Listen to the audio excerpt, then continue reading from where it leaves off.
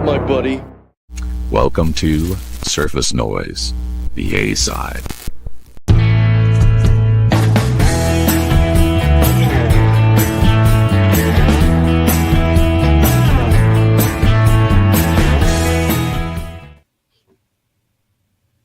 Wow. And the perfect timing is I hear somebody outside my house with a giant muffler. Isn't that ironic? Nice and quiet all day, and then you get Fast and the Furious outside. Just let me know who's going on. But was the muffler recorded in half speed audio? DSD. I think it's a DSD muffler. Midas. I don't know if you've heard of Midas. Thunder, clatter, boom, boom, boom. Don't worry, call the Midas man. Anyway, I'll let the room fill up. I see some familiar faces filling the arena. Big Chris. Chris, we got to work on it. Apparently, you got a channel name. I've picked up from your conversations with Spins that a channel is imminent. So I didn't shout you out specifically in my video because I was giving the channel people their props. So until we get you a channel name, you're just Big Chris. Because when I met you, you're a big guy. So Big Chris, we're going to put you in the low post like the Kembe. We got Brian from Fort Worth, Boot Traders, Vinyl Visits. Brian. And I think, is that the Zeppelin of Lead? That is your avatar, Brian? I like it. Got Andy G. Aloha, sir. Andy, good to see you. Representing the Il Nana. Vinyl Piper. I've heard of this guy. He just did a video where he walked through Hollywood Amoeba, and it was sad. Like, should have just been playing the sad music the entire time because those wall records, like when you've got 2 Tracy Chapman records as wall records, like it's hanging up. Up. Here we go. Some Sid Barrett. That's just for you, Vinyl Piper. Yep, just for him. This is the 55th anniversary of it, so I was going to tape something before the stream, but I wasn't ready. Ran out of time. Well, Jason, is that the new Katy Perry record? I hope so. No, that's over there for you. Oh, yeah. I hope so. Unfortunately, Kimbo is here. Kimbo says, I'm only here for the women. Well, I don't know what to tell you. I really tried to make diversity a hallmark on the presentation, but it's hard finding vinyl-loving women, except at WFMU, I ran into Amanda, who's somebody who I've been following on my private account. Sounds creepy, but it's not really. Before I did the vinyl community stuff. On my private Instagram account, which a select few people know, when I was following record people, this gal Amanda had an account, wearesmelly.com or something like that. And she was one of the first follows in vinyl related stuff on Instagram. And then lo and behold, years later, like literally saw her at WFMU. And I'm like, I totally know your face from somewhere. And here we are. So anyway, of course, on cue, Oroha's coming correct with the Katy Perry record that no one except Jose asked for. For Kimbo. Kimbo, this is as close as we're gonna get. This is it. It is the worst Katy Perry. Is there such a thing as worst Katy Perry record? Oh yeah, it's the new one. It's always the new one. It's always the new one. Jose, I did see she went to a taqueria. Did you see this? They like had to shut part of it down. It was wild. She was the Katy Perry minute. So instead of just saying, "Hey, I'm going to do a tour in Mexico," she came here to say that she was going to be on tour, and she went on like the shittiest. It's like going to like what's that like Fox and Friends, some shit like that, and we were like making fun of her. It was so sad. Gutfield. She was on the Greg Gutfield program. Is that what it was? It looks like. Have you ever seen those videos of like American celebrities that go to like Japan and everyone's like speaking Japanese and they're like, right. It was exactly her, but people were like asking dumb shit, and it was weird. They were like sketches, doing like sketches with her. And did you say that taco place was near your spot? Yeah, they're from here. So did you like run out there and try to get an autograph, or how did that go? No. Did you run out with that record? She probably wouldn't have signed it. I think she's ashamed of it. No, I saw her signing stuff, but she was like up to a point. Napkins. She's signing napkins and like taco wrappers and stuff like that. No, people like with CDs and stuff. Ooh, so they knew. So there was a little bit of pre-planning involved. Of course, people know who she is. Yeah. But Well, I don't know how many millions of people live in Mexico City as well, but because she's there right now. Hey, I'm gonna give so Katie Hudson, when she came out in her first CD. That's actually a very expensive CD. Is the Katie Hudson CD? Does anybody have that one? No. No. You mean Kate Hudson? I think it's under Kate. It's Katie Hudson, I think. That's You her mean- original name. Kate Yeah, Hudson, the Hudson. daughter of Goldie Hawn? No. But I think No. That's same name. But I think when she initially launched her career, Jason, if you come and pull out a Katie Hudson, see, okay, if you're going to come out with Katie Hudson CD, from Katy Perry. I got it. correct. So it's one T, and it's Katie Hudson, and it's Yeah, but she was it doing looked like singer songwriter stuff, right? It's like, do you know that Michael Jackson CD that's worth like a lot? You know that one? There's no Michael Jackson CD that's worth a lot. There's like Of 40 course billion of them. No. It was like a single or something. He's Oxymoron. dressed Michael like Jackson CD Charles worth a lot. Chaplin. No, for real. There's like he's If like it's dressed- signed, maybe, right? No. Like they didn't press, like they were gonna press it and they're like fuck that shit. It's Michael Jackson, right? Well, Jose, it's time to get serious because there's nowhere else to go other than down when we're talking about the expensive Michael Jackson CD. This is Surface Noise. If you're here and have been here before, welcome back. If you're new, welcome. And if you're here just to hate, you've got to figure out better things to do with your life. It's Concert Buddy at the ones and twos. I'm joined by some familiar faces and a new face to the presentation, but not a new face to the vinyl community. And I'm going to start there. This handsome devil is smarting after his Oklahoma Sooners out Mizzou in a game that no one wanted to win, but somebody had to win. And so I was thinking, we need to add some energy to the panel, and the least I could do, coming from the winning side, was offer a olive branch to the not winning side. It's Josh. He is the owner, proprietor, one-man shop, HighFidelityRecords.com. Josh, how are you? I'm doing good, man. Thanks for having me. I appreciate it. Yeah, it was I don't know what to say about the game, man. It was. Yeah, I mean, it's the worst OU team in like 25 years versus what's supposed to be the best Missouri team. But they're not. Well, we didn't have our quarterback. We had a guy who apparently played at Notre Dame somehow, but yet he had to jump on his tippy toes to throw the ball, and it really was who's trying not to lose this. There was 2 scoop and recovers, and anyway, it's not going to be on ESPN Classic anytime soon. But I wasn't going to say nothing. But then I saw Josh was posting those pro Oklahoma earlier in the game. Oklahoma was killing them. And I saw he posted on social media. He had a pro Oklahoma post, and I just had to give him the MIZ. Hey, yeah, definitely. They played a good game, man. They deserved to win it, man. No doubt. It was a great game. Against exactly what he said, against the worst Oklahoma team in generations. And I have to call out, Sports Talk does not work for all. This is my own device's audio channel. Clearly not impressed with sports ball. So we'll keep. Oh, and then Mazzy. I knew Mazzy couldn't wait to attack when we're talking about sports because Mazzy is a huge sports fan. Huge Katy Perry just fan. look at these jugs. Look at these jugs, Mazzy. Go. So let's go Mastered around the by rest. Bernie Grunman. There you go. Bernie Grundman. I hear he's an emerging mastering engineer. And then Jose Moreno-Ron. Jose, fresh from Katy Perry being in the area. How are you doing? Are you recovering? Good. The gentrification was like all-time high when we were around. Was that the most white people that have been in your area in decades? It probably was. Is that safe to say? Probably.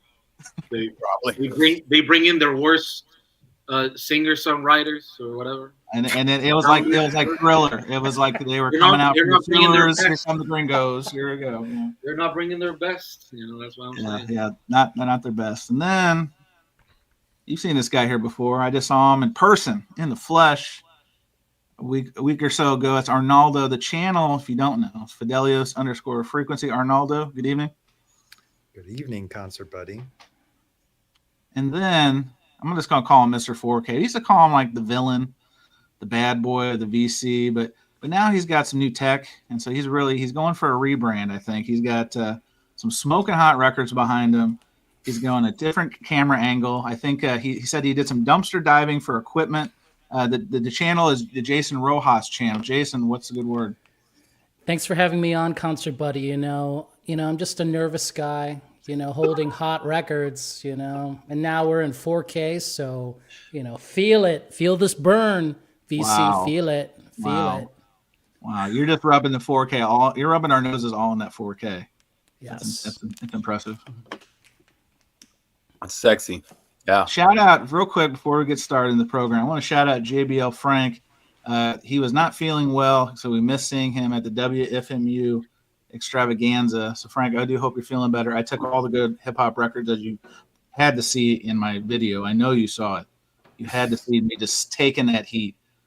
But I just did it in tribute. It was really in tribute to you because I probably would have been focusing on, like Katy Perry records or maybe some Britney records because, that's what I got to do. But then you weren't there, Frank, and I was like, you know what? For Frank, I'm just taking all this hip-hop heat. So thank you, and you're welcome. All right, so topic number one. It's like crossfire. Topic number one. Actually, I think the first piece of this news dropped, I think, last week, right before the B-side, but we didn't really cover it. I sent it to Spins, but the whole show was kind of caked and baked at that point. But Verve, the jazz label, announced a subscription model, a music club. And then not too much longer after that, we got the big news about the Tone Poet Society. I don't know if you need to get a tattoo. I don't know if there's a blood ceremony or a blood oath required to join. But there's some more subscription or curation businesses in the mix. And obviously, we've been a big champion of this little tiny company called Vinyl Me Please. You guys have heard us just beat them up like Sugar Ray Leonard.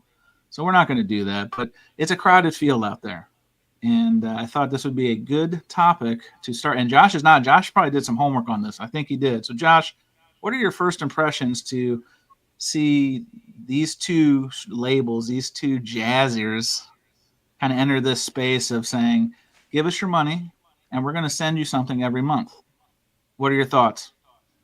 Yeah, well, I think part of it is a response to the market right now. We're obviously with the market is corrected, right? So the people that were buying multiple copies to flip, people that weren't buying them to listen to, they were buying them to as collectibles, right? Well, those people are all gone now, right? So you can't press 10,000 of these titles anymore because those people have dried up. So, this is the way that they can continue to do this by making it kind of more of a boutique, sort of thing, for folks like us. Cause, no matter it's a niche market, right? I mean, there's only so many people that are going to spend $40 and $50 on a record. So I think this is their way of saying, hey, we want to still make these records because we know you guys are out there and we want to give you what you want, but we need some of your money that we can use. We want your money. We want your money, please. Yeah, because that's how it works. They get all of the subscriptions, and they use part of that money to finance the pressing and so on and so forth. And so hey man, I'm glad, and I hope people do. I hope people subscribe to it. I hope you buy the singles. Otherwise, we might be buying Katy Perry records for forever. And that would make Jose extremely excited because, as we just learned, he is a huge, huge Katy Perry fan. Now, Arnaldo, with this news has come out, kind of looking at some of the prices here, and when I was looking at Verve, it's a very similar kind of price point as our friends in Colorado, where they're basically going, if you want to do a month to month, it's $47 for a record. Right? Did you see some of this pricing? So then they obviously the more you pony up, you want to do 3 months, it's $45 a month. 6 months, you save $2 a month at $43 a month. And then if you pay in advance, checks in the mail, it's only $41 a month. So Arnaldo, since you've got some money freed up after your divorce from Vinyl Me Please, I know jazz isn't exactly your thing, but just holistically, is this something that would appeal to you if it was the right product and it was something that held appeal for your musical tastes? If I was more into jazz, probably yes. I really like the Tone Poet series a lot. I think they're well done. But the commitment for that type of music, that genre, isn't for me. But I'm sure there is an audience. There definitely are a lot of jazz lovers that probably find the idea, if they don't have the records already. That's the problem. When you get into a subscription where a company decides what you're going to be listening to, right? That you're not choosing beforehand with your money what you're buying. It comes down to, okay, how many of these records are they going to reissue that I already have a good version of, or I may have the original of? So there's your same, like, um, you're falling into that vicious circle. Okay, again, the credit, the swap. Oh, now I got to flip this because I already have it. Do you, A lot of work, right? Yeah. right? And then there's going to be the deadline. Oh, I forgot. Now I'm stuck with this record that I have already. I hear you. I mean, I think, and in principle, I think the idea of just a pay and let it bring it, because I think that's how I started with Vinyl Me Please. Again, not bring up sore subject, but years ago, I like the idea of being exposed to new things. And then over time, if you figure out if that kind of curation of their style or their tastes is for you, and like you said, you can kind of duck in and out and all that sort of thing. I'm with you. Like with jazz, like I like jazz, but I'm not a big jazz head. I know there's, and I've seen some other videos kind of talking about this. I know there was a live stream last night on the Wax channel. They talked a lot about this. I know that I think the Spins talked about the kind of the Tone Poet lineup for 2025 at WCB. So the people who know jazz in the community have already taken a big bite of this. Right. But and Music in the House put it really clearly. I think I didn't see the entire schedule, and I don't know if it's the entire year. Are they telling you for the entire year what you're getting? So that's I only saw the first month or the first couple of So the Tone Poet Society, not to be confused with the Dead Poets Society. That's why we had Robin Williams on the thumbnail. Shout out to the goat. Look at Jose coming with the knowledge. I like it. So your point, Arnaldo. So on their website right now, I guess I could share this. That would probably be a little bit more inviting than me just staring off into space. Let's do this real quick, because we're a high-tech operation around here. So to your point, Arnaldo, they did, for at least the Tone Poets piece, they did talk about this month's titles. And again, these are, if you're into jazz and these strike your fancy, knock yourself out. But I'm like a very, again, like casual jazz guy. I'll make this bigger. Look at this. So you've got the Jazz Crusaders Tone Poet Vinyl Edition, and you got Andrew Hill Grassroots, also called the Tone Poet Vinyl Edition. Awesome. So they only announced the first two, correct? Correct. Yeah. So then. And will these be exclusive to the club, or? Well, this is raising a point, because it looks like those are just part of the club, but then they have one exclusive. And I know, let's go all the way back up here to the top, folks. They have these different kind of exclusive. So this is, there's a lot of options. And I think this is probably a good move, because some people may be kind of passively interested in this. But so you have an exclusive, you got the different pricing. I did notice, though, that regardless of the pricing tier, even the cheapest of the cheap, if you pay for if you pay $743.52, don't forget the 52 cents there on the Tone Poet piece, you're saving $192 a year. And this is always my favorite, free shipping. So my question is it really free? Because you're paying. But no, I mean, a lot of the titles I've experienced with Tone Poet is, if you wait a little bit, you can get them for $27 eventually, at retail, sometimes 24, depends on the title, right? So, and then there's sorry if I interrupt. Then there's always a question about the exclusive. How long will it be exclusive? Is it the limited edition concept that we've gotten accustomed to? That maybe 2 years from now, then it won't be exclusive anymore. That's a really good question, because I think it's like our friends at Rhino. It was exclusive until it wasn't exclusive, right? And I think that limited until it wasn't limited. I'm sorry. It's all about the way you, of course, use the words, right? But yeah, so that's a fair point, Arnaldo. I don't know enough about it to know if they'll pull an Audible, because this is coming from Universal, right? I don't know if they'll pull an audible and then make the exclusive no longer exclusive, but at least they're starting out. And this one they're going to have for the first exclusive release is Walter Davis, the Davis Cup. Jazz people, tell me if this is a good one. I don't know, but it says limited to 1,000 copies, individually numbered.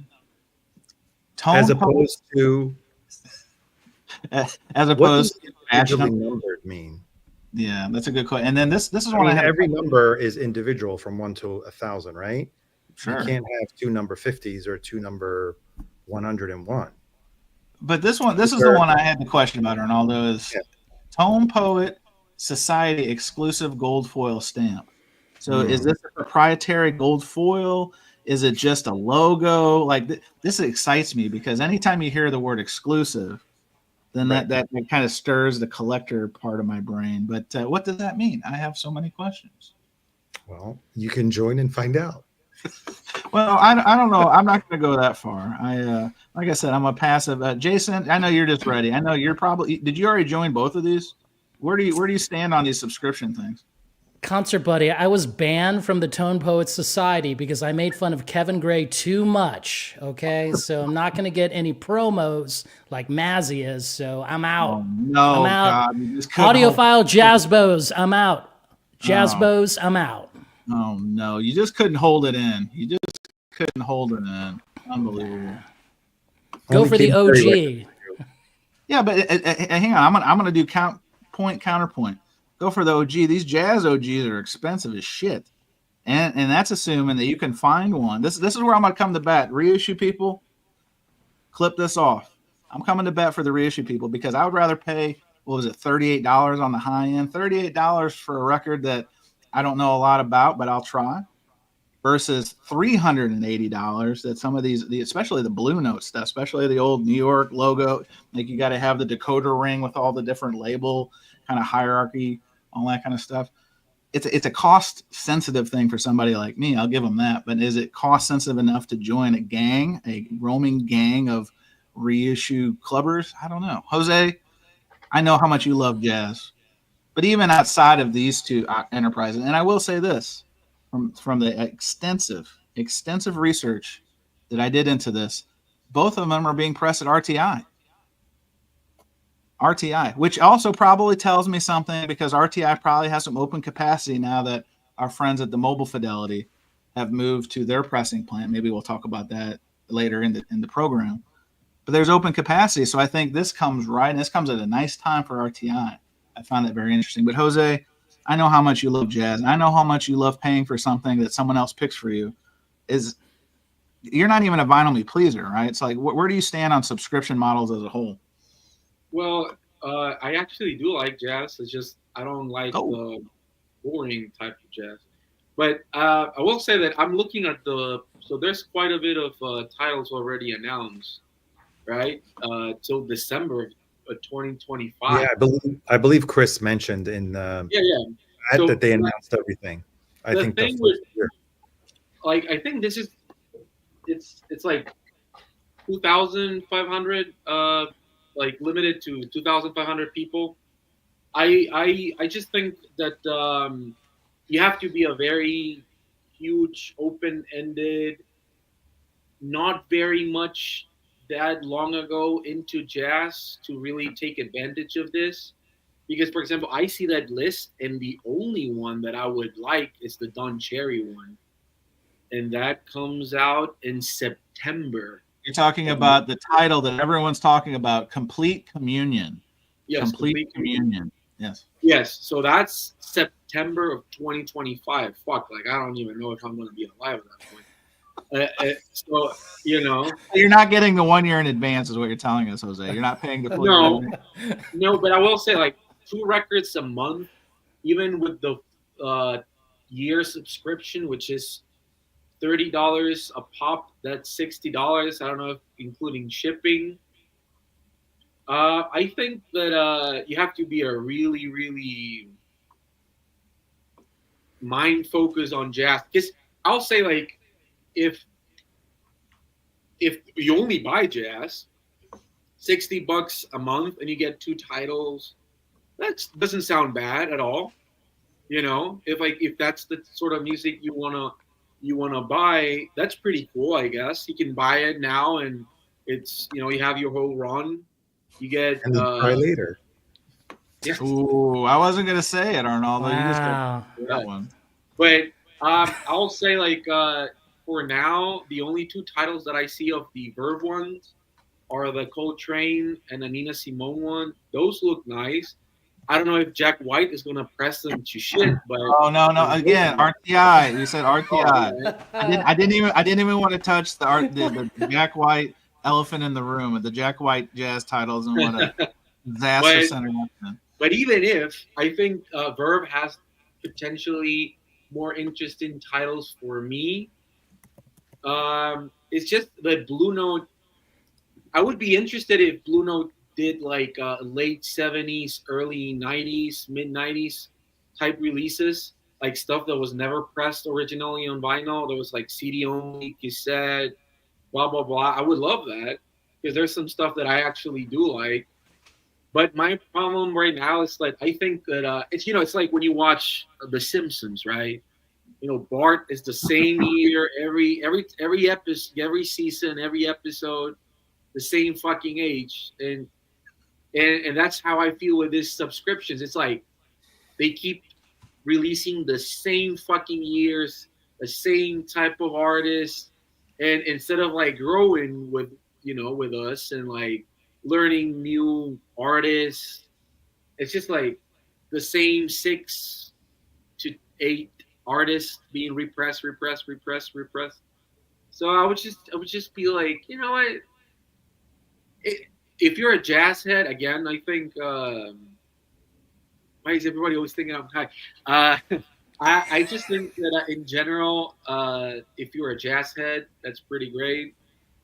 If not, I wouldn't touch it with a with a But Well, Jose, we got some. I think we got some fellow like-minded people in the gallery. We got as a new friend, Trevor Preston says enough with Blue Note. There's more to jazz. definitely not an AI photo. That's not an AI photo. Come What are you on. talking about? He works for Blue Note, don't you know? I Jeez. checked. I looks like a legitimate person since 2011. So Trevor, continue to participate. And we'll give you a wrench. We have a strong vetting process through here because we've had some ruffians, some transients, and some gypsies that come through here pretending to be people. Now, Jose, Kimbo is back with a vengeance. He said, "I'm holding out for the Aurora Records subscription service." Is that something that Aurora Records is going to produce? Because as a vice president of logistics, I haven't heard any of this stuff. Well, you know what? It would be interesting to do experimental. There's labels that sort of do that. I wouldn't. It's not a subscription, but I will say that I think that Verve non-jazz records would be more interesting. Well, this is a good question. Not to cut you off, Jose, but I'm cutting you off because Richard S. had a really good one. I had to start. I'm going to open this up to the panel. Josh, maybe you want to take this one first. Better question. What labels should be doing subscription services? And I say this because, Josh, you and I share a common theme because Rhino did the Rocktober, Stone Temple Pilots. I think it was album number 4. And then I think they did Shangri-La. And thankfully, I already have copies, but I saw what you said online and you were not impressed. So what labels just top of mind do you think should be doing something like this? I mean, right off the top, why not Rhino? Why not make a hi-fi club? I mean, and I think it's great. They have a huge library of stuff that they can pull from. And, I think you're going to see more and more of that. I think, because they're in the game now and they're kind of cutting out like people like Analog Productions and Mobile Fidelity and stuff. I don't see any reason why they couldn't get in that game. And once again, that gives them more money up front to finance everything. And, maybe we do start getting some stuff that we really want. And I think we will, but to go back to Jose's point, when he was talking about, well, why are they keep giving us the same stuff? Well, they're scared to give us anything different. It just costs so much money to, all the way through from the beginning to the end of a production of a vinyl record. They're just not going to take the risk on something they don't know is not a slam dunk without having a little scratch up front, right? So that's kind of the way I see it. But yeah, Rhino would be a great one.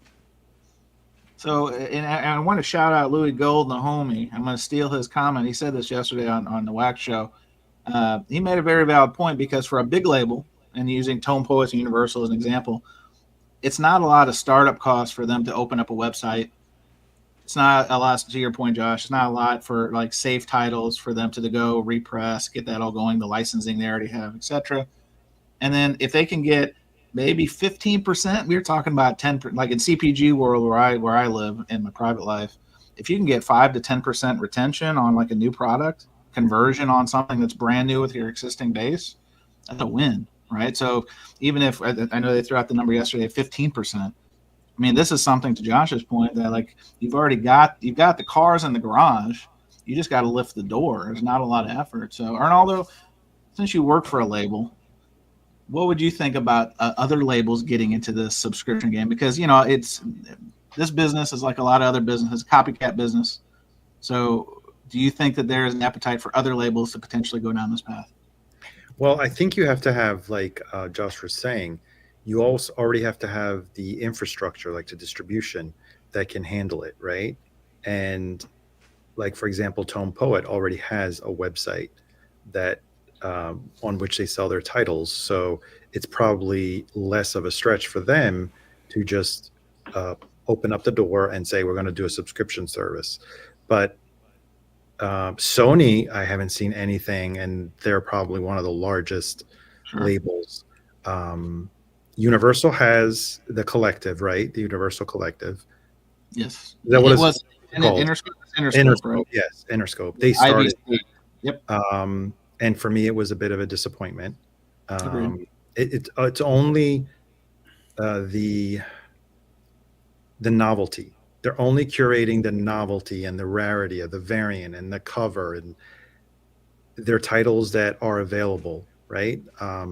They're not making them. I know there are a lot of 90s titles. I don't think they've and afterwards in 2000s, but I could see why Tone Poet want to do it, because for that type of audience and for what their narrative is to produce high quality product for people that are diehard fans.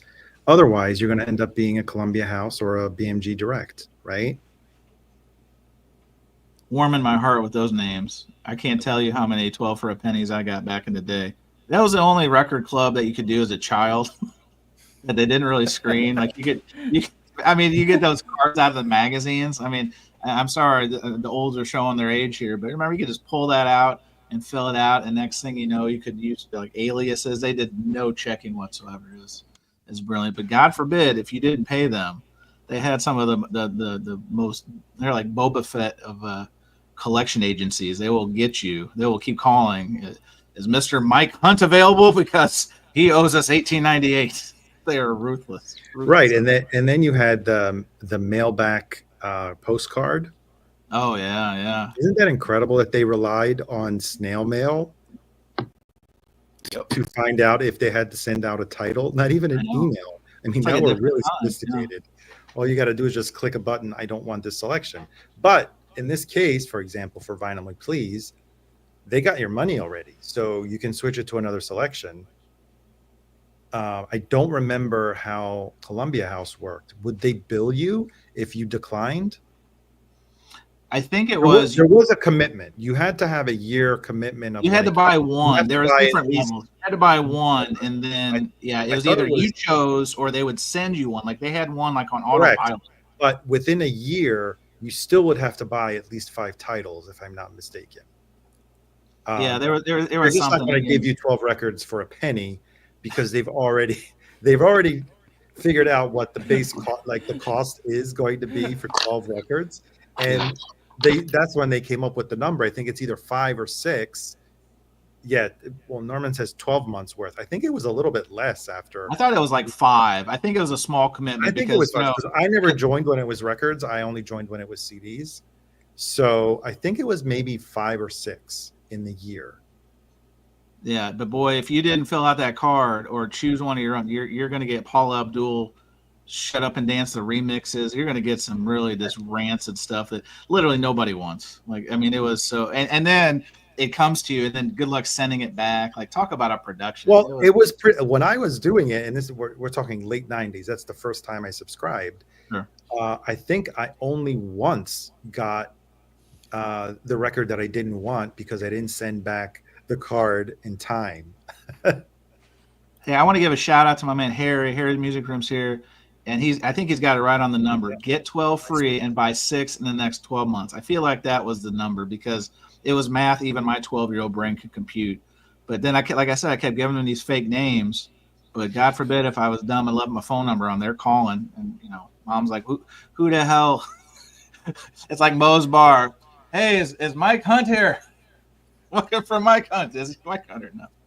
No. What a time to be alive. Now the Rev, I'm actually thinking about converting in the new year, Rev. So I need to get some pamphlets from you on the Church of Elvis and Latter-day Saints. He said there's also a controversial subscription service called Spotify.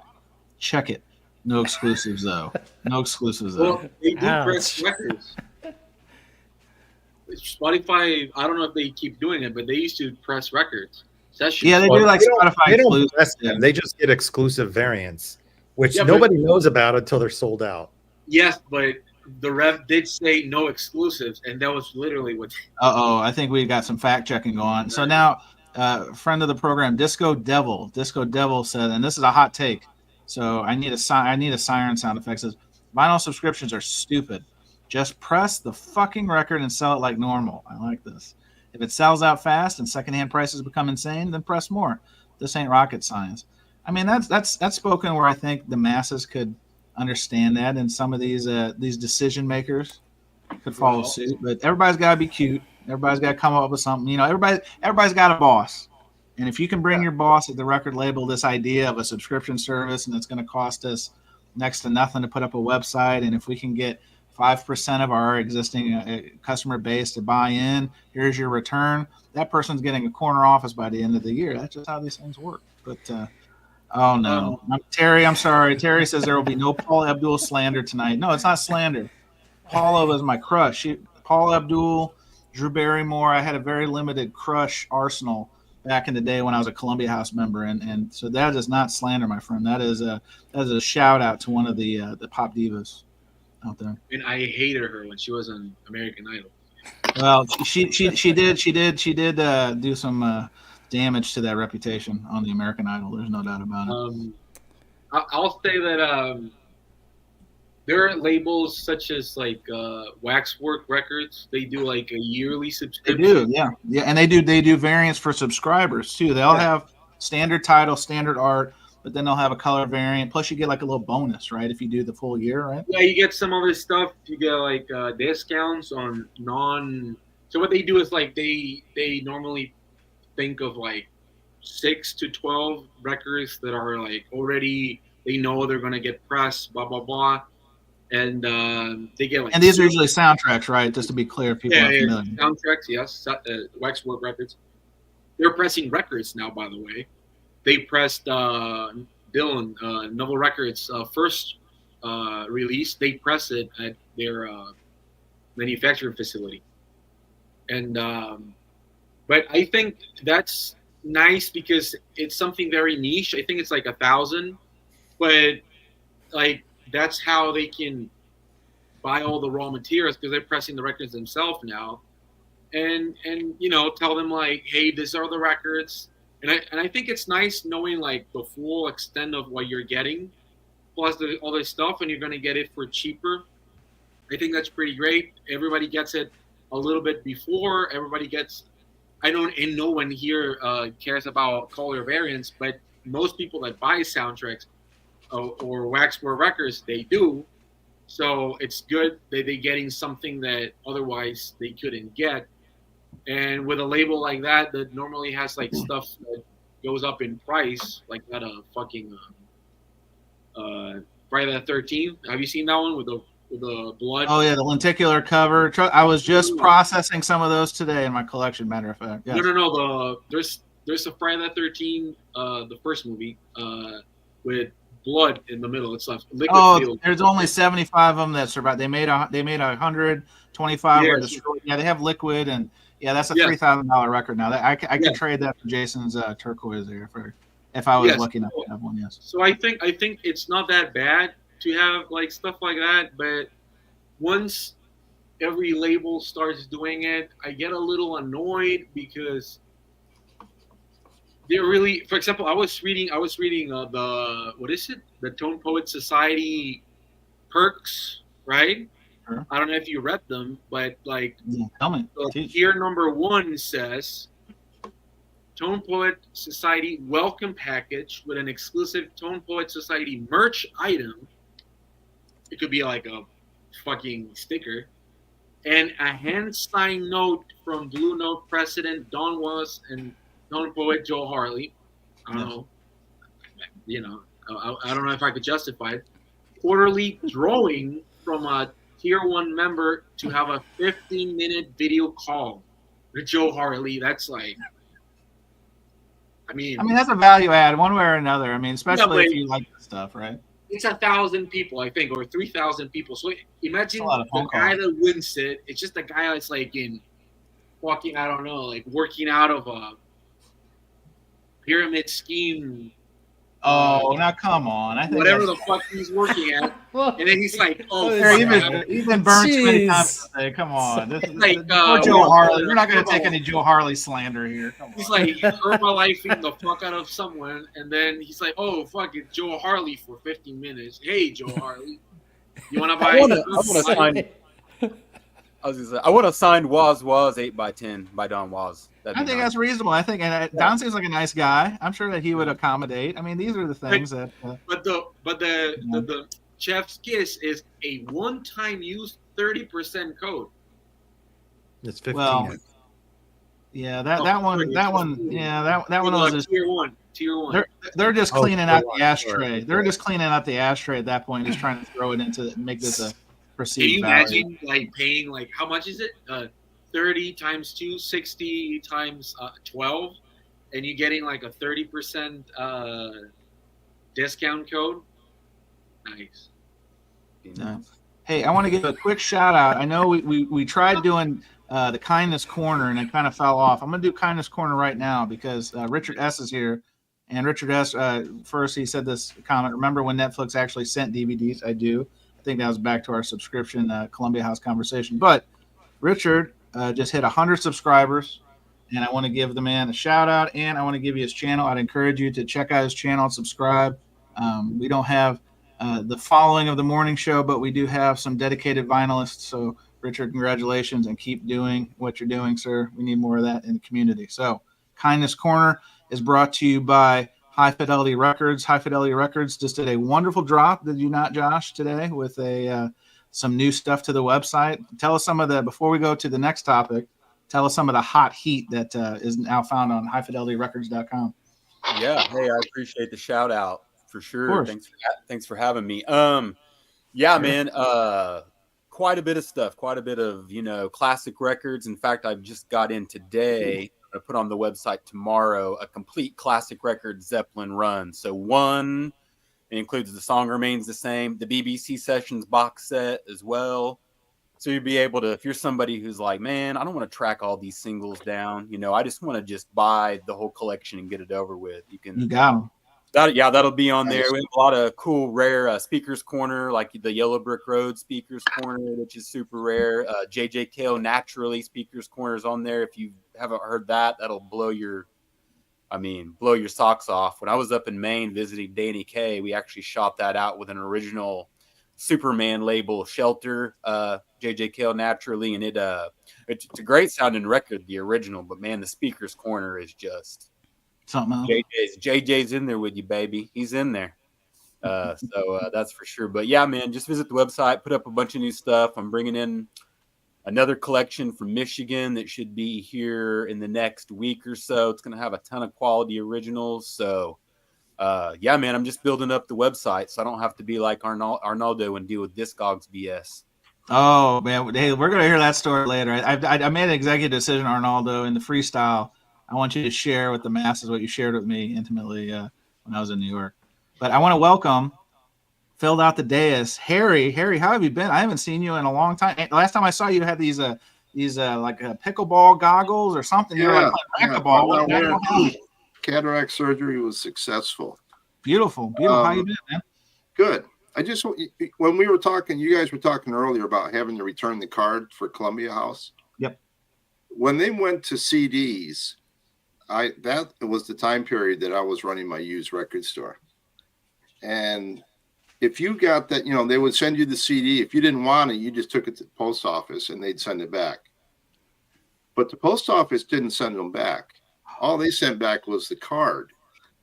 They would crush the jewel case and toss them. And I had one of my regular customers was a dumpster diver at the post office. And he would bring me all these CDs, whatever the CD of the month was. I remember when it was Santana Supernatural. He brought in stacks of them. And, of course, all the jewel cases, and I'd buy them for like 50 cents a piece. And I just have to put new jewel cases on them. But they did not send those back. So I found that interesting. Yeah, well, now knowing what we know now and how cheap it is to mass-produce CDs, it would make sense. But back at the time, I mean, if you didn't send that card back, they were quick to throw you an $18.98 charge plus shipping. Like, again, bounty hunters. Like, Columbia House didn't play. Like, that's how they made their money. Well, that's all. That was the only story I wanted to interject there. So, well, Harry, since you're here, like before we switch topics, subscription services, does this have any appeal for you? Like, I know, not even talking about the jazz piece, but just in general, if somebody said, "Hey, we've picked out these titles that we think you would like," your response would be what? Fly kite? Well, the problem is I have most of those, because they're going to be reissues, and I have most of these things already. So, I mean, I did Vinyl Me Please because I like what they were doing, but then I quit doing that too. I do like Run Out Groove. Are they even doing anything anymore? So that's a good point, because Run Out Groove had a great concept. They would actually crowdsource like 3 titles or something. I remember the Baby Huey was one, and they'd let people vote months in advance, and then that would bring the one that they chose to put in the print, and then you would, opportunity. I think if you voted for it, you get a discount, right? So we need more of this. We need more fair elections in our record collecting game. I don't know if Run Out Groove is still doing it. I haven't seen a new. No, I think they changed that. I don't get those emails anymore, Harry. That's a good point. Wasn't the last one Superfly? That was the last one I remember. It was a long time ago. Yeah. What a family friendly comment Mazzy's putting in the chat. Oh no, Mazzy, what is happening? Oh no. Mazzy says Run Out Groove dissolved. Rebo is continuing with the Monkey series. Rebo. Dude, definitely not that. Mazzy, you just visited those guys. Those guys are getting really upset that they wined you and dined you, and then you come back with Rebo. Come on, what are you doing? Where's the return of investment, man? Come on. I just want to say before we cut this topic, I'm waiting for the MoFi DSD Daddies Club. So, DSD all the way. Make it, make it happen. Please, DSD Daddy. Album. Yeah. Well, I will say that Weezer's Blue Album is more interesting than 85% of the shit Analog Productions do. But Jose, we're not trying to make enemies, Jose. We're not trying to make enemies. Oh man, Jose. We've already been blackballed. Listen, there's been if I ever see another Stevie fucking Ray Vaughan reissue, I'm gonna. Who's the king of reissues, though? The king, absolute king, better than anybody. Who does more reissues of his catalog than anyone? Yeah, he did. Garth Brooks. Oh God, he's got another one out now. Well. Garth was an American hero. He was like on the short list to get a bronze and wherever they bronze these people. But when he came out with that Walmart fiasco, that box set that was limited but wasn't limited, and then you can get them at Dollar General, everyone, for $18 or $8, and then they're showing up at my local record shows like it's some kind of great thing. Like, oh no. Yeah. So Garth, again, you did the Paul Abdul, you did the American Idol Paul Abdul move, where you just took your legacy and you just tried to make people. You were like the subscription service. You just couldn't leave well enough alone, and then you just hit us with it. It's unbelievable. All right. Well, we've killed this. Well, thank you. I just wanted to come up and share. It's good to see you. I'm glad you popped in. And again, sorry about the hoops, but we would throw out the link, and then we get some of these ruffians and I understand. Bleach Boys would come and harass. So we've got tighter controls. But good to see you. Okay. Good night, everybody. I'll be in the peanut gallery. Sounds great. Take care, bud. All right. So now that we have been blacklisted on these subscription services, because that's what we do around here. Sorry, Josh, if they blackballed you from the Verve series. they're like holding like every record with your name right now, Chance. Well, Elliot's here, and Elliot has a good point. He says you underestimate Dollar General at your own risk. Well, that's true, because Dollar General is when I think of great reissue country records, I automatically think of that yellow sign in a rural area when I'm going and getting reissue needs. I bet you in 2 years you're gonna walk into a Dollar Tree or something like that, and there's gonna be that fucking Adele 30th in the fucking racks. Like, hey, please take it. I don't want that shit. Please. Jose, you clearly haven't seen the circular for Black Friday. The Dollar Tree is featuring the Adele record prominently in the mailer. So that's how they wrap like the Christmas thing is just putting inside of it. Yeah, this is the stuff people use to start their barbecue pits. Is the Dollar Tree circular and the Adele record, if that's kind of your thing. I've seen it in Salvation Army or whatever. I saw it, the Adele one. Oh, getting there. I will say this: before we cut off of that, I watched a video today that talked about the Walmart Black Friday vinyl situation, and the Adele record was featured prominently, and they want to get $13.99 out of that bad dog. So they're still trying to wring out every little drop of the towel, but I don't think they're going to have a lot of conversion on that one. So just a guess. Well, it was probably like $1 to get pressed. So no, they did 500,000. They cost more than $1. They did closer to $1 million. Was it $1 million? Yeah, they were like $1 million. I'm very, very confident with almost $1 million. Michael Tedder is here, and he says Rebo should do the voting thing with the Hi-Fi series. Just a thought. I agree. Rebo should do that. I think we will send them a comment card, and we will get that moving because we are the show of influence. All right. So now the other thing we're going to talk about before we wrap this segment up for the pod, before we go to the freestyle, is it's a little game. And again, Spins Vinyl is doing some great stuff on the B side. So he's really pushing me to either let my creative juices flow or just make up a bunch of shit and throw it at the wall and see what sticks. So this segment is called All Day or No Way. So I'm going to ask our vinylists here, our dais, just some random things about record collecting. And the answer is a simple one. All day meaning, yeah, I do that, or I believe that, or I think that's a great idea, or no way. As in, it's a bad idea genes. It's a very simple concept. I know some people have had a hard time digesting even just a simple fact of the A side and B side. So I think we're still going to have some people that don't get this, and that's okay.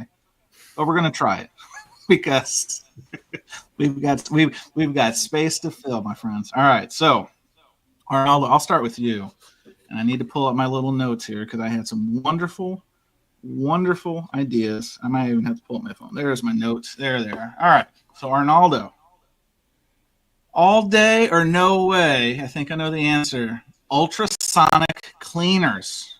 Using ultrasonic cleaners to clean your records. Is this an all day or no way? So it's funny.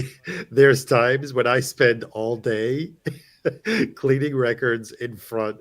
Well, no, that doesn't mean all day in terms of time, but it's perfect. I know, but it's funny. All day, yes. All day. All day. Wait, why will you clean your own records if you can pay $8 to clean them? Somebody can clean them for you. Josh has a wonder. Josh, that's a great service that High Fidelity Records offers. That's a great transition. See, Jose, I'm telling you, check your email tomorrow, Josh. You're going to have so many sales waiting for you. It's going to be unbelievable. Yeah, that's right. Yeah, all day, literally, just like Arnaldo, all day, but mostly for other people. Where I have the KL audio with the little deal that has the 5 changer on it, which is like a Oh, that's a breeze, I guess. Oh man, it's like Ron I'm Popeil still said old it, school, edit, pouring the water inside the top. When I showed it to Chance, like, you have to pour the water on top. I was like, yes, unfortunately, I have to do that. So Arnaldo has the humming guru, and it looked like a high school science experiment. You got this little tray of water. You got it. I'm like, and again, I'm not flexing because I got a degritter 1. I don't have a degritter 2 or the big thing, but Phil Collins has now entered the chat according to our friend Mr. Rowe. You pour the water on the top? What? right. All right. Well, that one wasn't too bad. So, Jose, I'm going to give you this next one. All day or no way. Japanese pressings. This is an easy one. Japanese pressings. I do buy a lot of Japanese press.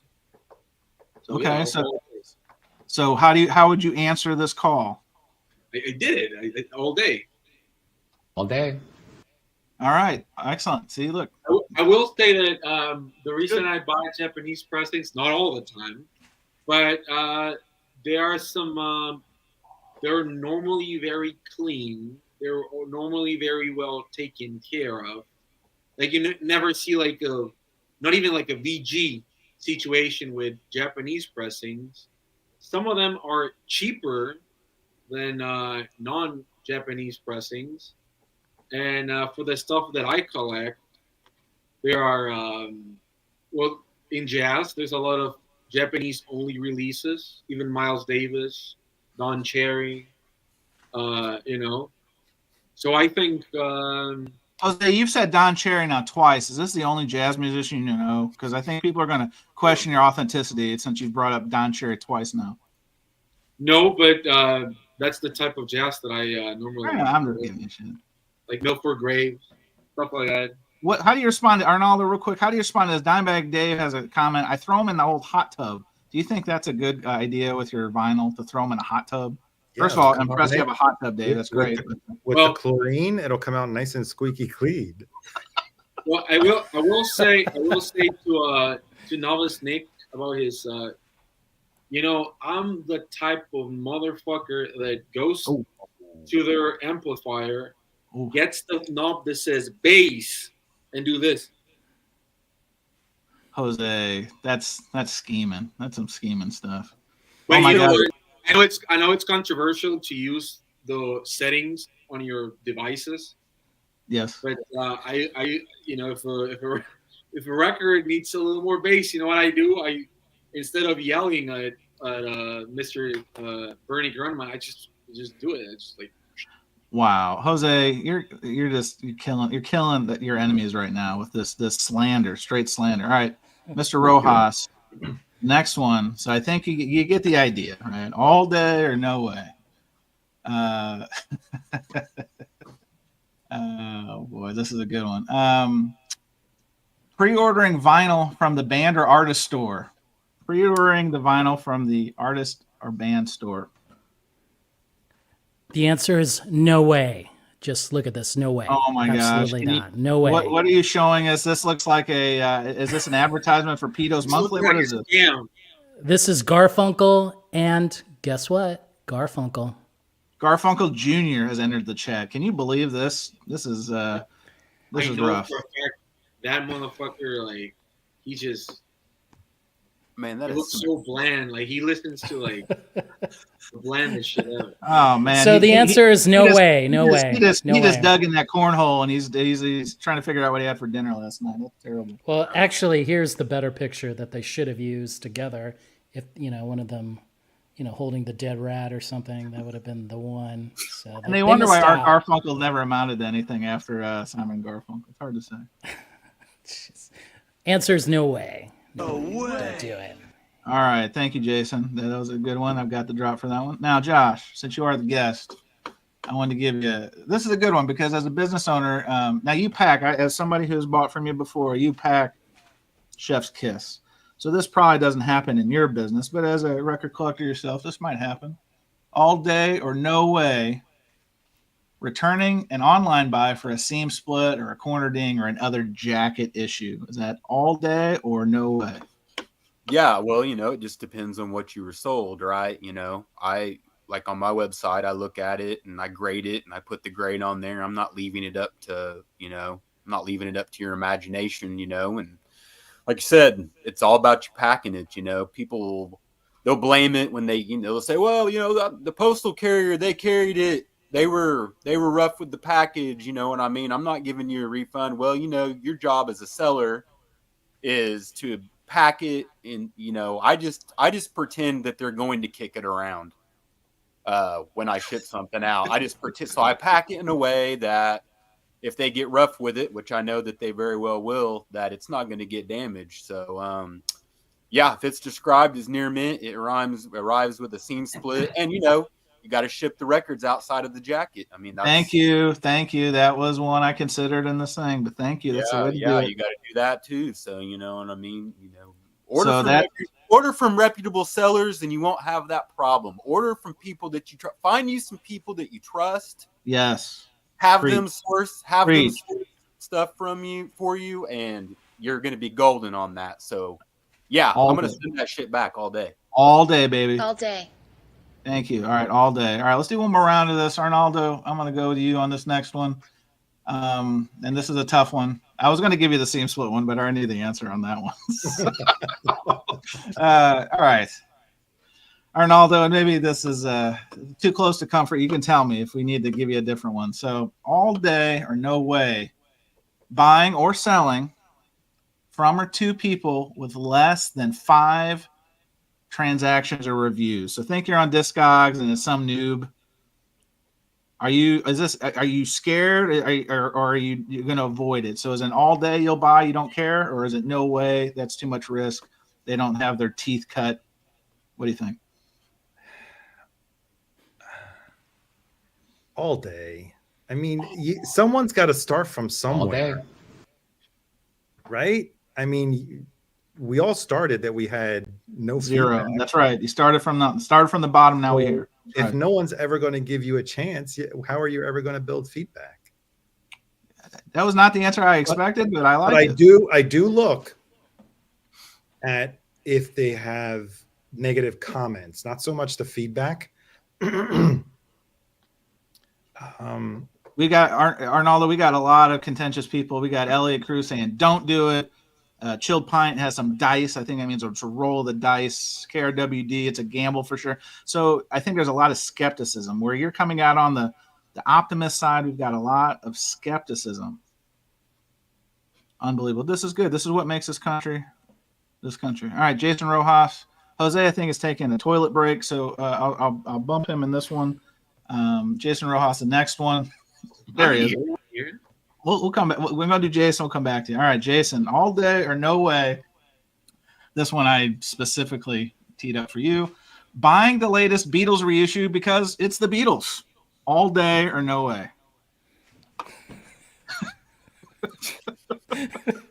Phil Collins has re-entered the chat, everyone. This is The answer is no way. Look at Phil Collins. Look at that look. No way. Keanu agrees. No way. I think, and Phil Collins clearly with, is that resting Phil face? Is that what that is? Resting yes, Phil that face. is. It's kind of amazing. You know that was kind of cruel to put up Phil Collins on a Beatles question, right? You know the story, right? Oh, I know the story. Arnaldo. Sure, it's in his book. It's in his book. Yeah. Okay. It's kind of cruel. Come on, I didn't read the book. Can you at least give us the Cliff Notes version, Arnaldo? You wet my whistle. Tell me the story, please. Tell him the story. It's an interesting one. Well, Phil Collins, and I hope Mazzy's gone. Otherwise, he's going to jump on me if I don't say it right. But I'll tell the story correctly. Don't fear repercussion from the influencers, geez. Arnaldo. Safe space is a safe space. I think it went this way, where Phil Collins, huge Beatles fan, right? He idolized them when he was a kid. He had a copy of Shout by Philip Norman. That was probably one of the first books, right? Was it the book that he wanted signed by Paul McCartney? No, the story I know about is that like they met backstage, and, right? And he showed him the book, and I think McCartney kind of like, I don't want to say laughed at him, but kind of big timed him. Yeah. That's how I remember it. We're gonna have to inquire with Mazzy. He So probably Phil knows. Collins basically got dissed by Maka. By Paul McCartney, yeah. Wow. Well, Yes. then now I feel bad because Phil Collins can have resting Phil face if that's how his heroes treated him. Because there's that scene, I've seen it, where he was a young man and he was in the audience at the Ed Sullivan, right? Or it was like a black and white show for the Beatles, and there was little Phil Collins. So now I feel differently about Maka hearing this. That's terrible. All right, Josh, we'll give you one more, and then we'll end with Jose. Jose is now bringing out animal props. So, Josh, I guess, all day or no way. This is a good one. And I think I already know the answer.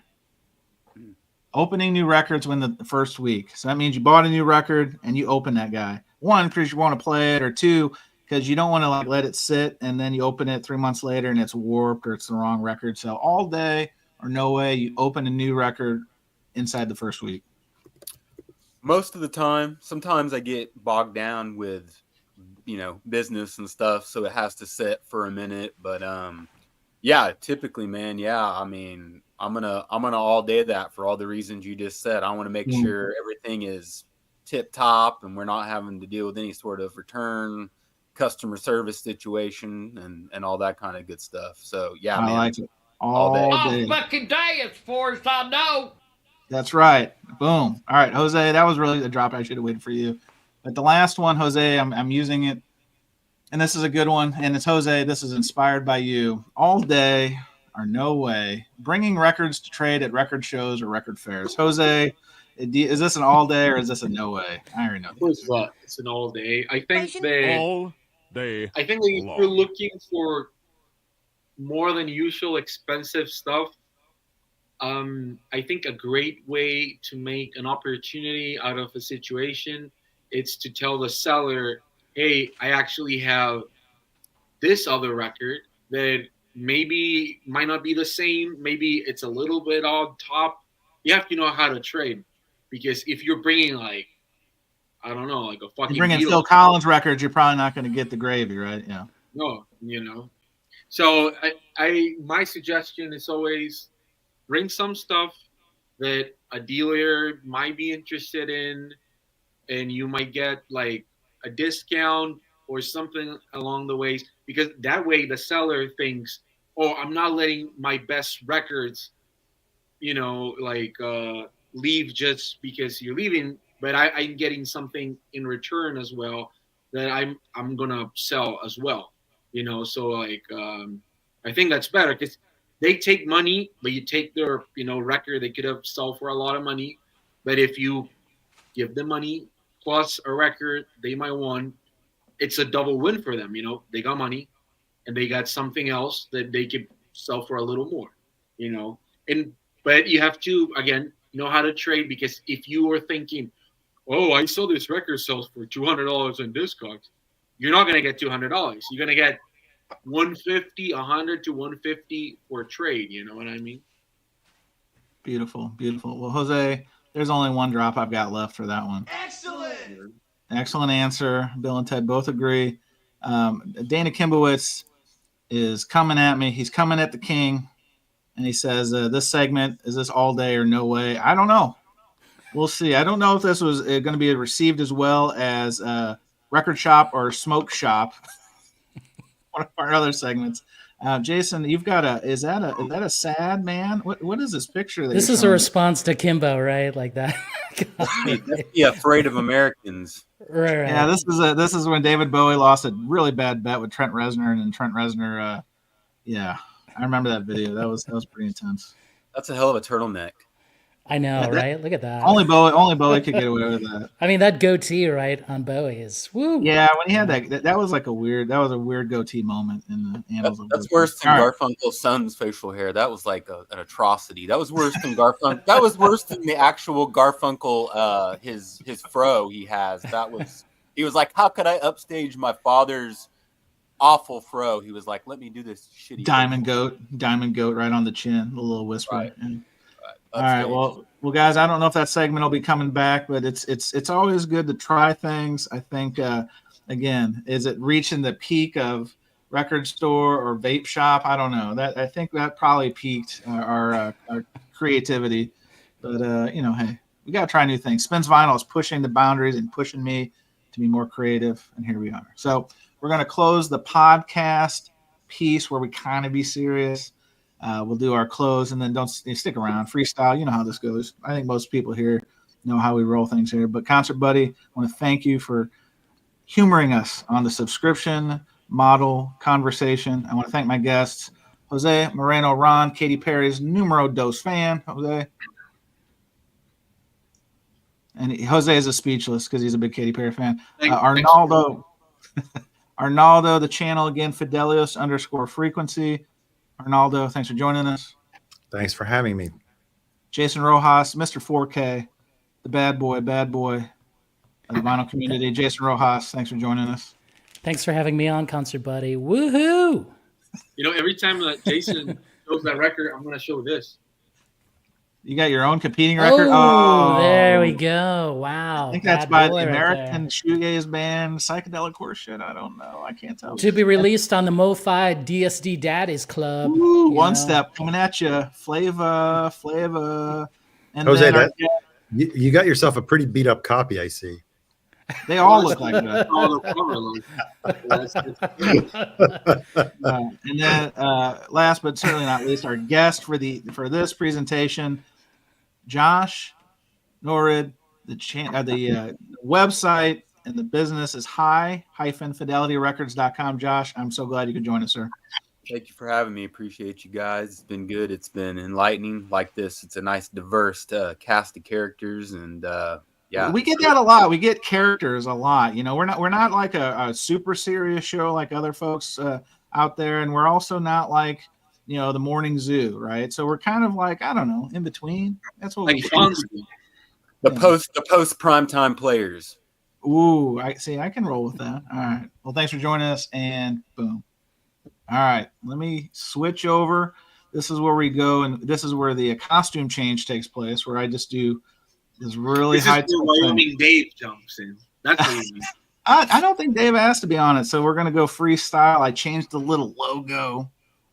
It's freestyle, y'all. Now, didn't really have any kind of ideas because that's why we call us the freestyle. But Jose was asking, and Arnaldo, if you'll please humor us. Arnaldo has a horror story that he is currently embroiled in with Discogs. And when he's kind enough to put me up in this place not too long ago for the WFMU extravaganza, I got to see it firsthand. I heard the story. Witnessed it.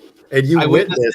I was like the Zagruder tape. I was filming a reopening. So Arnaldo, can you share with the folks at home? The old lady in the tape. Yeah, share with the folks at home the Discogs hell you are currently going through. So a little over a month ago, I sold a record on Discogs. Really hard to find record. Should we name it, Chance? This is your story. I'm going to let you paint. Let painters paint. Leave a little bit of mystique. It's a sealed record, perfect mint condition, and ship it in a Acoustic Sounds mailer. Beautiful mint. Prior to that, the battery of questions. Does it have any seam splits? Does it have any corner dings? Does it have any dents? Answered no, no, no. Here are all the pictures. I took pictures of every possible angle of this record. All right, Arnaldo, so we got a couple things real quick. The people want to know. Sean, can you please name the title? I can show it. How about that? We'll leave it up to the big reveal, right? All right, so he's going to show it, and I'm going to answer this one. Vinyl and Kicks 86 says, Arnaldo has a lot of bad luck with the records. This is on the other side. Usually you're hearing his stories from the consumer end. This is where he's selling. So you know he's going to take all types of precautions. You've heard how. Because I feel for all of these records that arrived. Exactly. And, and by the way, there's 73 people watching. Can we get some thumbs up here? Oh my God, Arnaldo, you are. I mean, that is exactly what we needed to hear right now. This is unbelievable. I mean, come on. We gotta. When you're watching a good movie, right? You gotta insert the commercial break every now and then. So we gotta leave it hanging. You know, it's funny you said that because the one time I put commercials in this, I went into the YouTube studio and I said commercialize it before we air. people hated it because we'd be talking in mid conversation. Here comes an ad for Viagra or, a political campaign or something. So I got so much heat for that. Never again. So we've learned our lesson. So yes, Arnaldo, it's free. Please like, subscribe, go to Vinyl Community Podcast and leave us a review. We get hundreds of downloads on each show at a minimum, and we only got 23 reviews. Guys, I'm pandering here. I'm gonna get my cup, my shekels, go to iTunes, go to the podcast thing, and just say it sucks, it rocks. The Bleach Boys. I know you want to say something negative about me. Bleach Boys, I'll even take some reviews over there. So anyway, Arnaldo, please continue your story. Okay, so send all the pictures that this person could possibly ask for. And I mean, we're gonna show the title. Did you want to show the title? At the end. Oh, okay, sorry. Apologies. So the spine, all 4 spines I show. Every possible angle. Completely satisfied. We have a winner. Sends the payment. Can you please make sure that you pack it really nicely? It's like, I got you. I'm going to use an acoustic sounds mailer. And he's like, oh, I love those. So this conversation was very fluid, going back and forth. And I do one more. It's like, I will upgrade you to priority mail. And he's like, oh, thank you so much. It goes out and the guy gets it in 2 days. Pack it nicely with a whole bunch of fillers, with bubble wrap, everything. Perfect. Stiffeners, the works. Everything. He gets it, commends me on the packaging in the email. Like, I'm not going to read. I read it to you, Chance. No, you read it. It was like FTD bouquet. It was just like, this guy was giving Arnaldo so many flowers on the packaging that you would have thought that this was a beautiful end to a beautiful story. But wait, that's not how it goes. So this preamble about how an honest person I was. Yes, honest. Yes. And how well I packed it. And then at the bottom, he says, I'm going to have to pass because there's a production flaw in this record. And as I'm reading that, I'm furrowing my brow, trying to see where he's finding this flaw. And he said it wasn't noticeable in the pictures that I sent him, but it was a gatefold. It is a gatefold. In the fold, it's not perfectly aligned. It's peeking out a little bit like this. And I will actually show you. It's funny you say now that it's been brought to my attention. I actually got another title in the mail yesterday, and it has a very similar defect. Right. This case, it's even more pronounced. But to call it a defect, I mean, it's just like, it's not a defect. Plus, it's sealed. It may even, once it expands and the shrink is removed, it may fall back into place. They're heavy cardboard. Well, yeah, the record's too like this. Jason's in the middle of an earthquake real quick. Jason, you okay? I just want to make sure you're okay. Jason, were you the buyer? Is this a scam? Is it? Okay, so we'll get those records. I tell the buyer, okay, I'm looking at my pictures, and you could clearly tell in the pictures that I sent you what you're pointing out. It was maybe off by 2-3 millimeters. Yeah, That's how much it was off by. Yep. Hey man, So mistakes. I'm glad to accept your return. I said, if you want to send it back, please send it back in the same mailer, and please send it back priority mail as I sent it to you.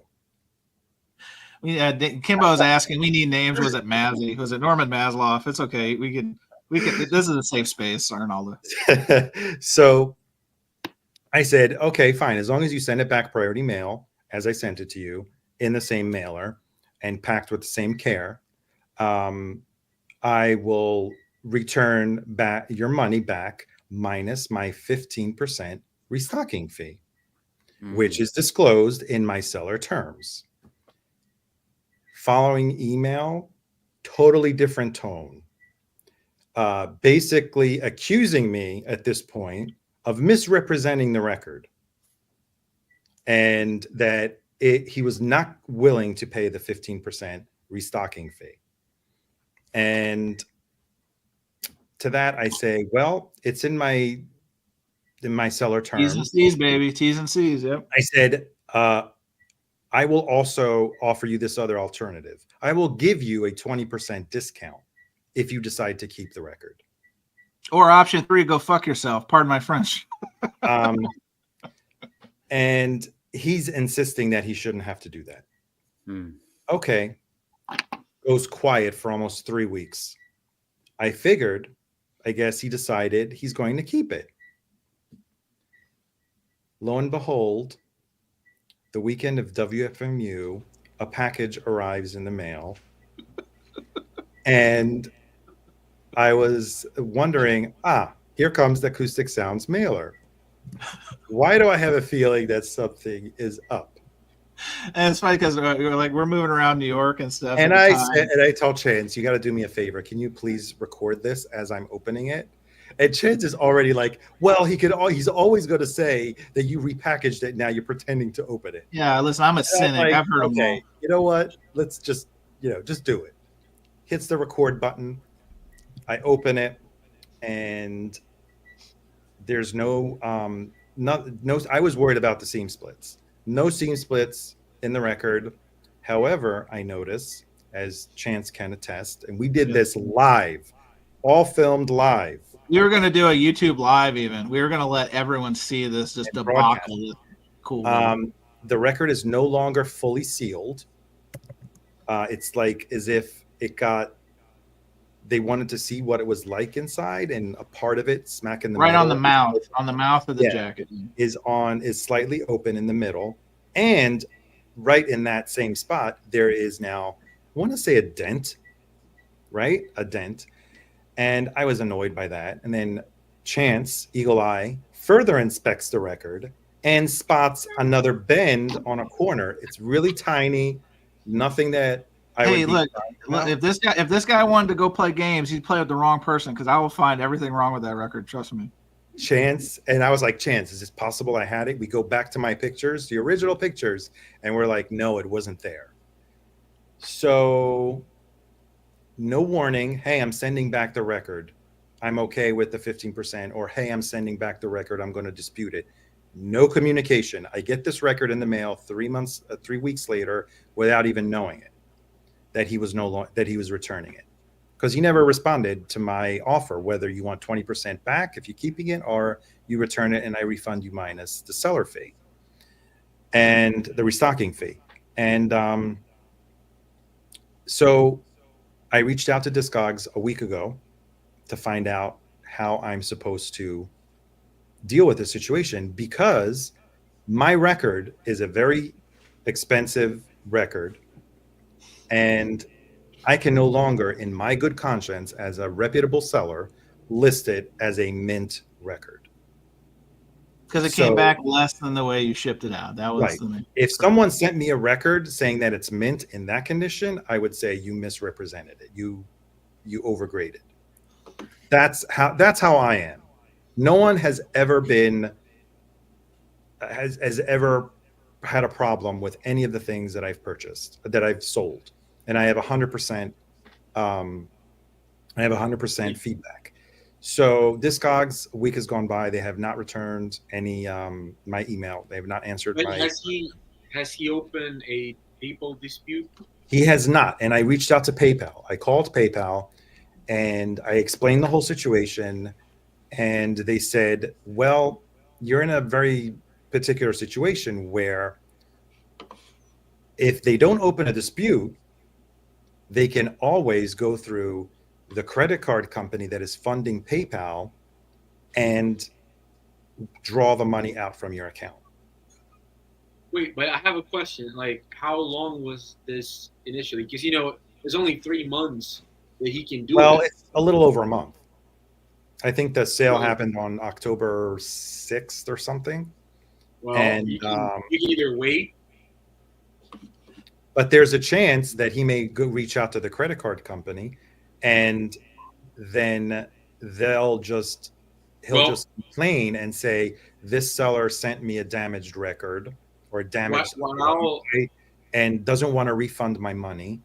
And he could say, I want my money back, and they will refund. Yes, they have to reach out. They have to tell you, have you reached out to the seller to discuss this and resolve the situation beforehand? Otherwise, how many times have you guys disputed a credit card charge and it got refunded to your account?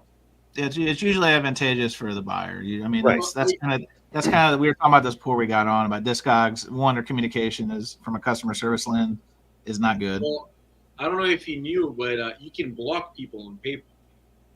Well, let's put it out to the gallery and ask them, should I just go ahead and refund minus my seller fee and eat my my restocking fee and eat the damaged record now, which I can no longer list at that price? My suggestion would be, at least for me, right, to wait for the 3 months so he can't dispute jack shit, and then send him the money minus the restocking fee and whatever fee you think it's fair, because the motherfucker put a dent on it and it's now not a mint record, so he degraded your record. So if your thing was 15, now it's probably like 30, right? And you upgraded his. What? What were you saying? I was saying, like, he sent you the record back, right? And it with a dent, so now it's not mint, now it's near mint or BG plus, and because of that, the value you can sell your record for has decreased because it's of course, that's my whole point. Yes, so my suggestion would be to wait for the whatever thing. Wait till he makes a move. Well, he hasn't. I've had the record now. Saturday is 2 weeks, and he hasn't even reached out and said, "Hey, did you get the record? When are you going to process my refund?" Because I think he's up to something. He's up to scheming something else. No communication from him. Well, I'll ask you something, because it happened to me once. Are you sure your record is your record? And now it's going to be something yes, dumb? Yes. Right. I am almost positive that it is my record, And because I compared the record to the pictures that I had sent, and there's one thing that I can see, the way the OB was folded. I could tell it's the same record.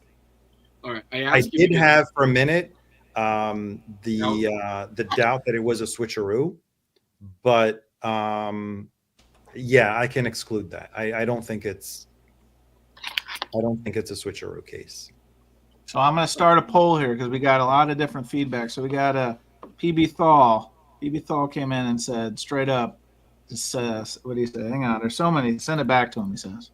Send it back to him. Yeah. And Ellie Cruz says, refund minus the stocking fee and move on. New friend Wally, who I met at the WFMU show, he sent me a link to the Dave Chappelle skit. It says, wrap it up. So, we're getting all kinds of things. I have a question. Can you, as the seller, open a dispute? Because you can, right? No. Can you? As a seller, I don't know. Not as a seller, seller. I don't think so. I mean, with PayPal or Discogs? PayPal, obviously. Yeah. On PayPal, yeah.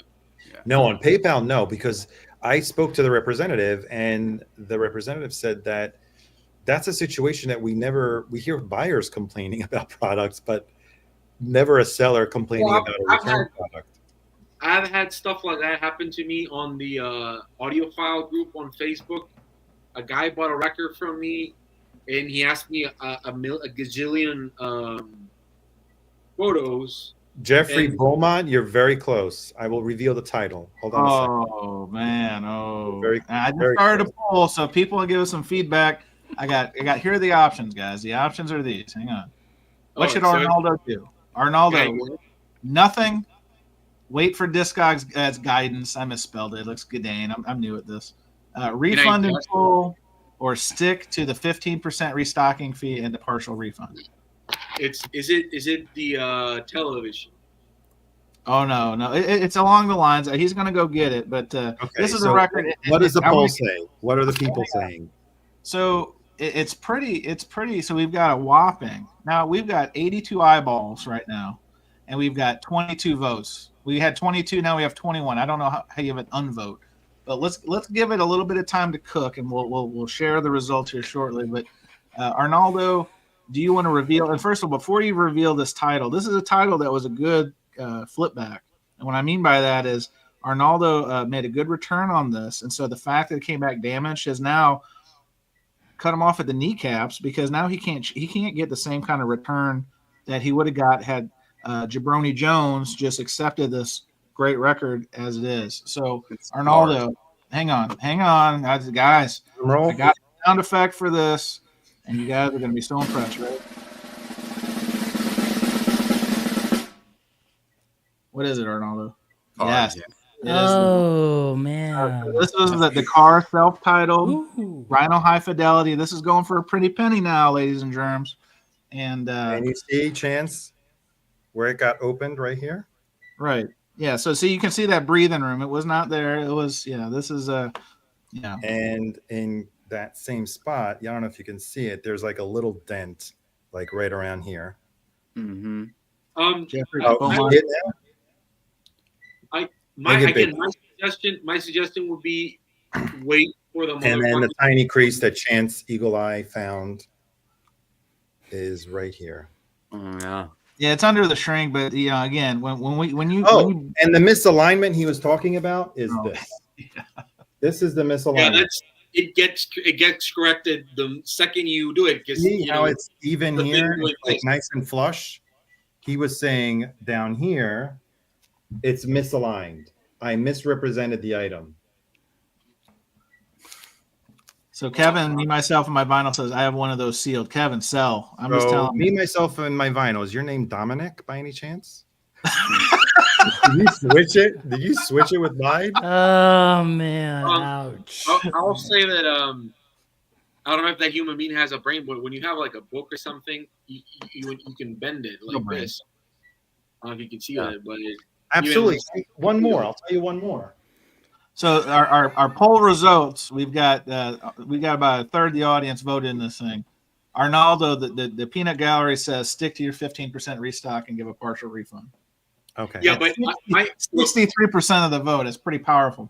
So I got this in the mail yesterday. And this is what Arnaldo. If you do like this and they're all like that. They're all misaligned. Arnaldo is holding up the Road to Ruin from Ramones, another high five. At this point, I am like so over all of the corner dings. I just got it yesterday, Jose. The corner dings I'm getting from Rhino. When you open that one, record it and try to do this just to see if it aligns, because that's what it. Jeffrey Beaumont says dings are mandatory on the Rhino Hi-Fi titles. That's actually now. I'm gonna be nice. First on this topic, Arnaldo had kind of a gem because remember how bad the Rhino packaging was from the jump, and so to the fact that he got a unicorn, he got that first title from the Rhino series undamaged. So now this fool has now sent him a unicorn back. Who returns a unicorn, first of all? But he's returned him a unicorn with damage that Arnaldo cannot maximize his return. So I am Team Arnaldo on this one. I had a pink unicorn. Now I have a white one. Oh no! Oh jeez. Now see, I like this. This is how I would approach it. This is a new friend, Orange Margin, says give no refund. Let the sealer do but he's going to dispute it, and then what? Yes, but you can. Then I'll get bad feedback. Yeah, but no. You're not going to get bad feedback because you didn't do anything wrong. It is very easily to get off with the feedback thing on Discord. My suggestion would be wait for him to do it, because what he's probably trying to do is like, I already sent him. He hasn't told me shit. And then you can reply like, please send me a screenshot of you telling me tracking number that you're going to send it to me. You have no information. It's very telling what you say, because I looked up the terms that like the return terms. The policy is that the buyer should inform the seller that they're returning the record. Correct, and that did not happen in this case. We were like Vinyl Matlock. This was our Saturday night in New York. We were literally, wasn't it Saturday or was it Friday? I forget. It was Saturday. Yeah, this is how you party down in New York if you're a record collector.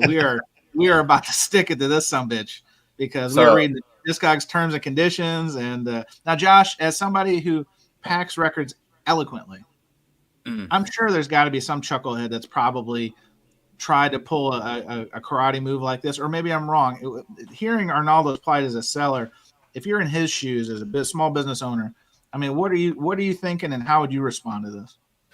Well, I actually have a Discogs story, and I got a hold of Discogs, and the only reason I did is because I went on a job interview in the industry, and I actually met this guy who's a higher up at Discogs, and I still have his email, and so that was the only way I was able to actually get anything done. But to touch on Arnaldo's situation, I mean, yeah, he's devalued it, right? And so just doing the restocking fee is not quite enough.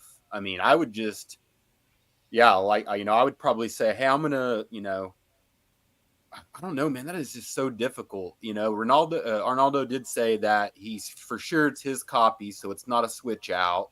That was the first thing I said. I was like, did he send us back a different copy? And we feel pretty good because there was something else. Because the misalignment is exactly the same as in the picture. That could have been too much of a coincidence. Yeah, well, the bad thing about Discogs is, and it's this way with all of the third-party marketplaces, as a seller, you have very little recourse. You have to kind of say to yourself, do I have more money invested in this, or am I going to have more time invested in fighting this situation? I had a gentleman recently, I got in this classical collection from a gentleman here in Tulsa. He was the conductor of the Tulsa Youth Symphony, and a portion of the proceeds was going to go to the Tulsa Youth Symphony, right? To buy kids new instruments that, couldn't afford them, et cetera, et cetera.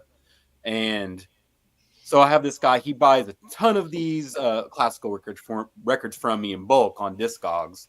He gets the first package. He says, man, you're a pro. I love the way you packed this. Blah, blah. Kind of like Arnaldo. He was giving me my, flowers. Giving me my flowers. Yeah. And I was like, yeah. And he said, hey, I want to do another one. And I said, okay, hey, right on, let's do it. So he does another one. And we're talking each one's probably a $400 order. He comes back about 6 weeks later and he says, hey, I've decided this first order I'm not really happy with, decided I really want to, I need a partial refund back. And I'm just kind of like, what the hell? And I'm like, you told me that you were happy and then you ordered more, but now here we are 6 weeks later and you're not happy. And he told me up front he was going to resell them because I was trying, classical records are obviously hard to move. If he's got people that'll pay him top dollar, fan freaking tasket, take these off my hands because they're hard to sell, right? Yep. And so, it ended up to where I was like, man, this dude is, they're always going to favor the buyer. Yeah, that's a great comment. Vinyl and Kicks 86 is unfortunately online sales are in most cases going to favor the buyer, and that's as a buyer that's good, but as a seller, especially like Arnaldo's case or like Josh is sharing here, I mean you're left holding the bag because you didn't do anything wrong. And like as somebody who's bought from Josh and as somebody who knows Arnaldo's a collector, like the care was taken.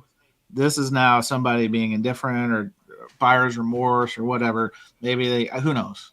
But it's a bunch of funny business regardless. Well, the thing that bothered me the most was how he praised me about everything until he heard about the 15% restocking fee. Then his tune turned into, you misrepresented it. I cannot believe that you would, I thought you were an upstanding seller and all this and all blah, blah. And like kind of shaming me in the email that how dare I want to charge him 15% restocking fee. I think that you should have stuck with hey man, that's how they manufacture the record. It's in the photos. And that's exactly what I told him. I said, all of these Rhino titles, I went back and I looked at some of the other ones and I'm like, they're all pretty much, they're not perfect. And I just showed another one that I got, the Ramones. That's also slightly offset. Jason, can you just accept Arnaldo's return and quit giving him a hard time on this record, please, Jason? Arnaldo's your friend. I can't believe you're holding him hostage like this. That's terrible. My other suggestion would be to bluntly write him an email and say, hey, like I told you, the defect that you call, which is not really a defect, is in the photos. I did that. I did that today. I know, but you can write an email, say that, and then be like, you just send me the record.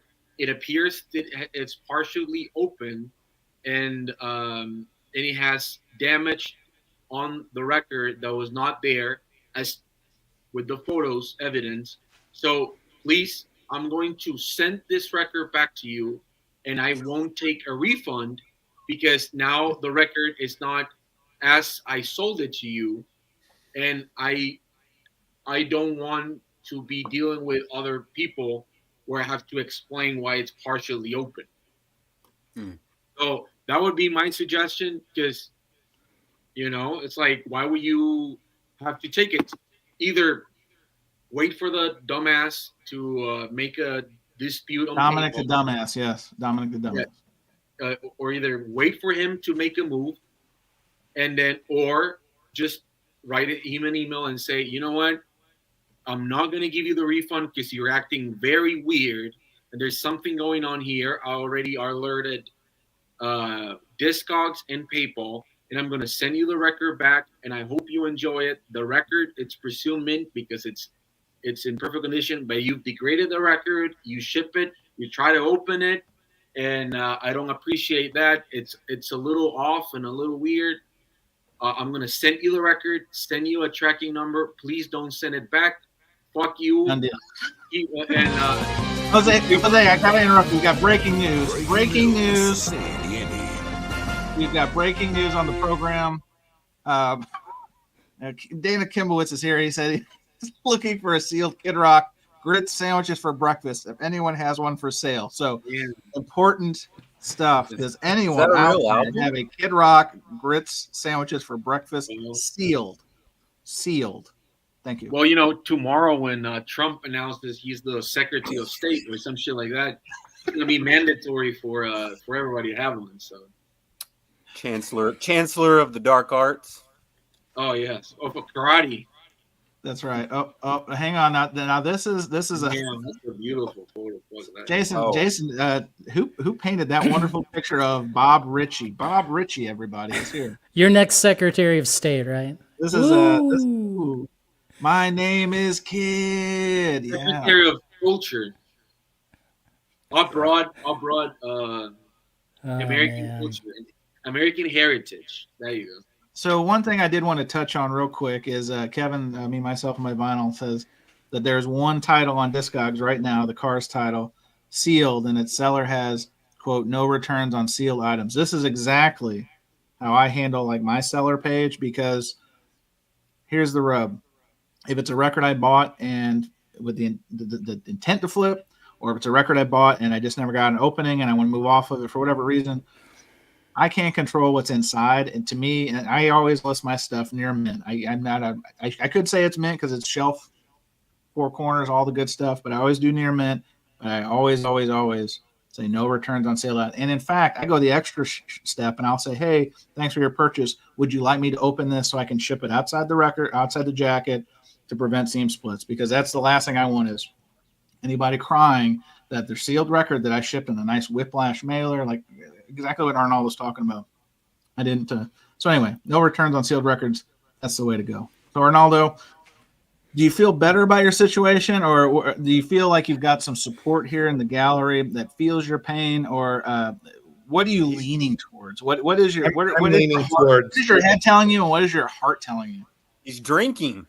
Oh no, Arnaldo is relapsed on the sauce. Oh God, I can't believe it's come to this. Well, people that know me well probably know that when I'm right, I don't let things go very easily. Yes. That is so. Oh my God, that is the understatement of the year. Yes.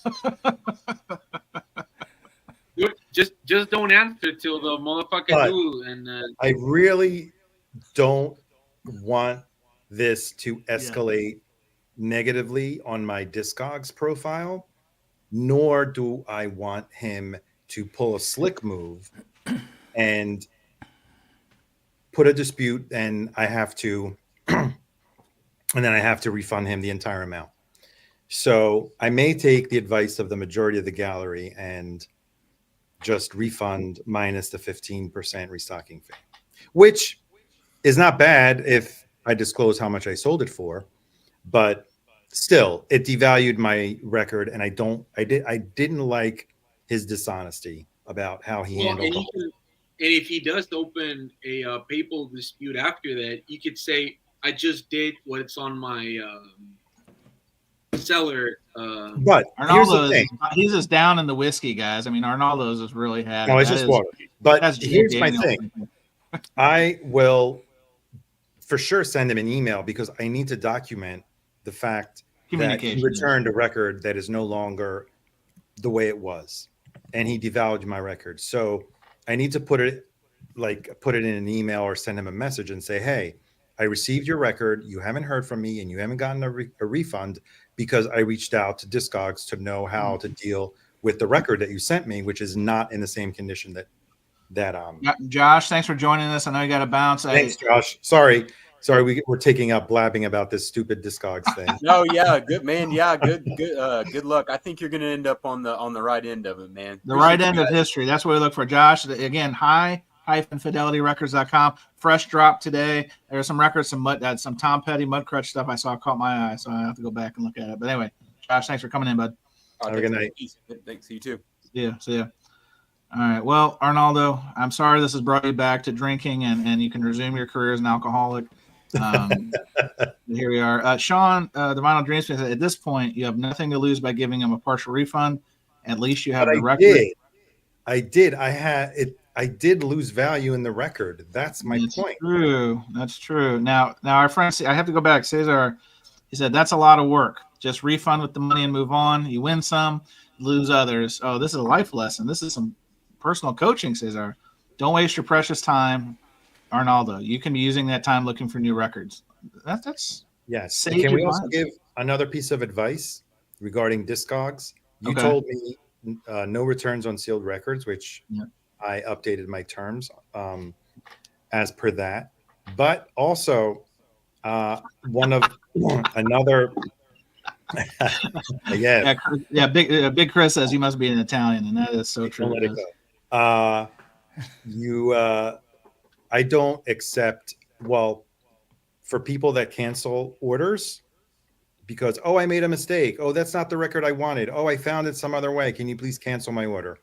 Any order that is canceled on behalf of the buyer, they're going to have to eat the PayPal fee because I discovered PayPal does not refund you their fee if you cancel the transaction. You're stuck with it.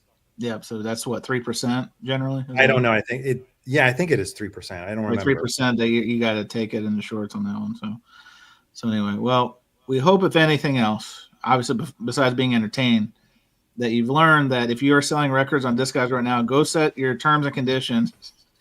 No returns on sealed records, restocking fees, all these things, because I was sharing with Arnaldo, I shipped a record. I shipped that, actually, the ZZ Top box set that I saw somebody, I think it was Jeffrey Beaumont, mentioned in the chat. And I shipped it, and rookie mistake, I didn't insure it, nor did I use like FedEx. I did medium mail, dummy. And everything was going fine. I was going to Florida, got to Florida. I was like, this thing's done deal. Next thing I know, it's in Puerto Rico. It left the continental United States and went to Puerto Rico for some reason. So now I'm sweating. And then I was like, oh, God. But it was on me because in my terms and conditions, I didn't say anything about you got to pay for insurance over X amount. So, again, we all are learning through this game called life. I don't think any of you are learning. What the thing you have to learn from this is fuck Rhino Hi-Fi Fidelity. Oh my God, Jose, we are not trying to bite the hand that feeds. They got bad juju, on that shit. It's like if you're trying to resell Rhino Hi-Fi. But they did. It did arrive in a Whiplash mailer. They have upgraded their mailer. But it must have been tossed around by FedEx so many times that somewhere, You know what? At this point, I don't even hold my breath anymore with Rhino when I open the mailer. I'm already expecting something. I'm just like, hopefully it's not as bad as I thought. By the way, just to circle back with all this Rhino thing, uh, I was going to buy the Stooges one. I don't know if it's sold out already. I'm guessing it might be. But I will say that all the reviews I've been reading on the Stooges one, yeah, the Stooges one, they all say this is the best fucking copy I've ever heard. My pants are full of shit. But they all say that they all say that they've never heard the original one. So this is unfortunate because like I was just saying nice things about the improved packaging, but Arnaldo, it's another toe stub on it. Both copies had toe stubs, right? Yep. I'm gonna pull consigliere for Rhino Records. Norman Maslow says the Stooges has not sold out. So we need to do something about this packaging. A Jason one here, and I'm gonna say fuck you, Rhino, and I'm gonna keep my beautiful original pressing. Is that a 10-inch? That looks tiny, unless you have a giant head all of us. Okay, there you go. It was blending in with the background, wasn't it? Yes. So I'm very happy with my copy. If I hear this one, it sounds better. I would get a copy, but every single review of every single fucking audiophile record I keep seeing, it's always this is the best this record has ever heard. I don't know the original, so somebody please let me know if I fucked up. And no one ever replies. So so who the fuck knows if it's good or not?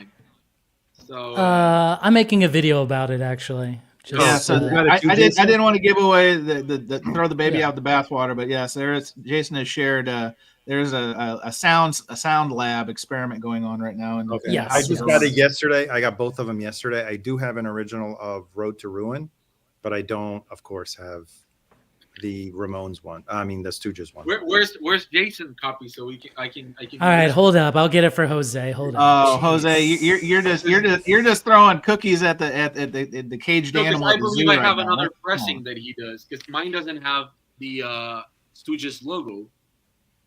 So you got the red Electra label. Yes, which is the rare one, and there's another one. That's the rare one. Okay.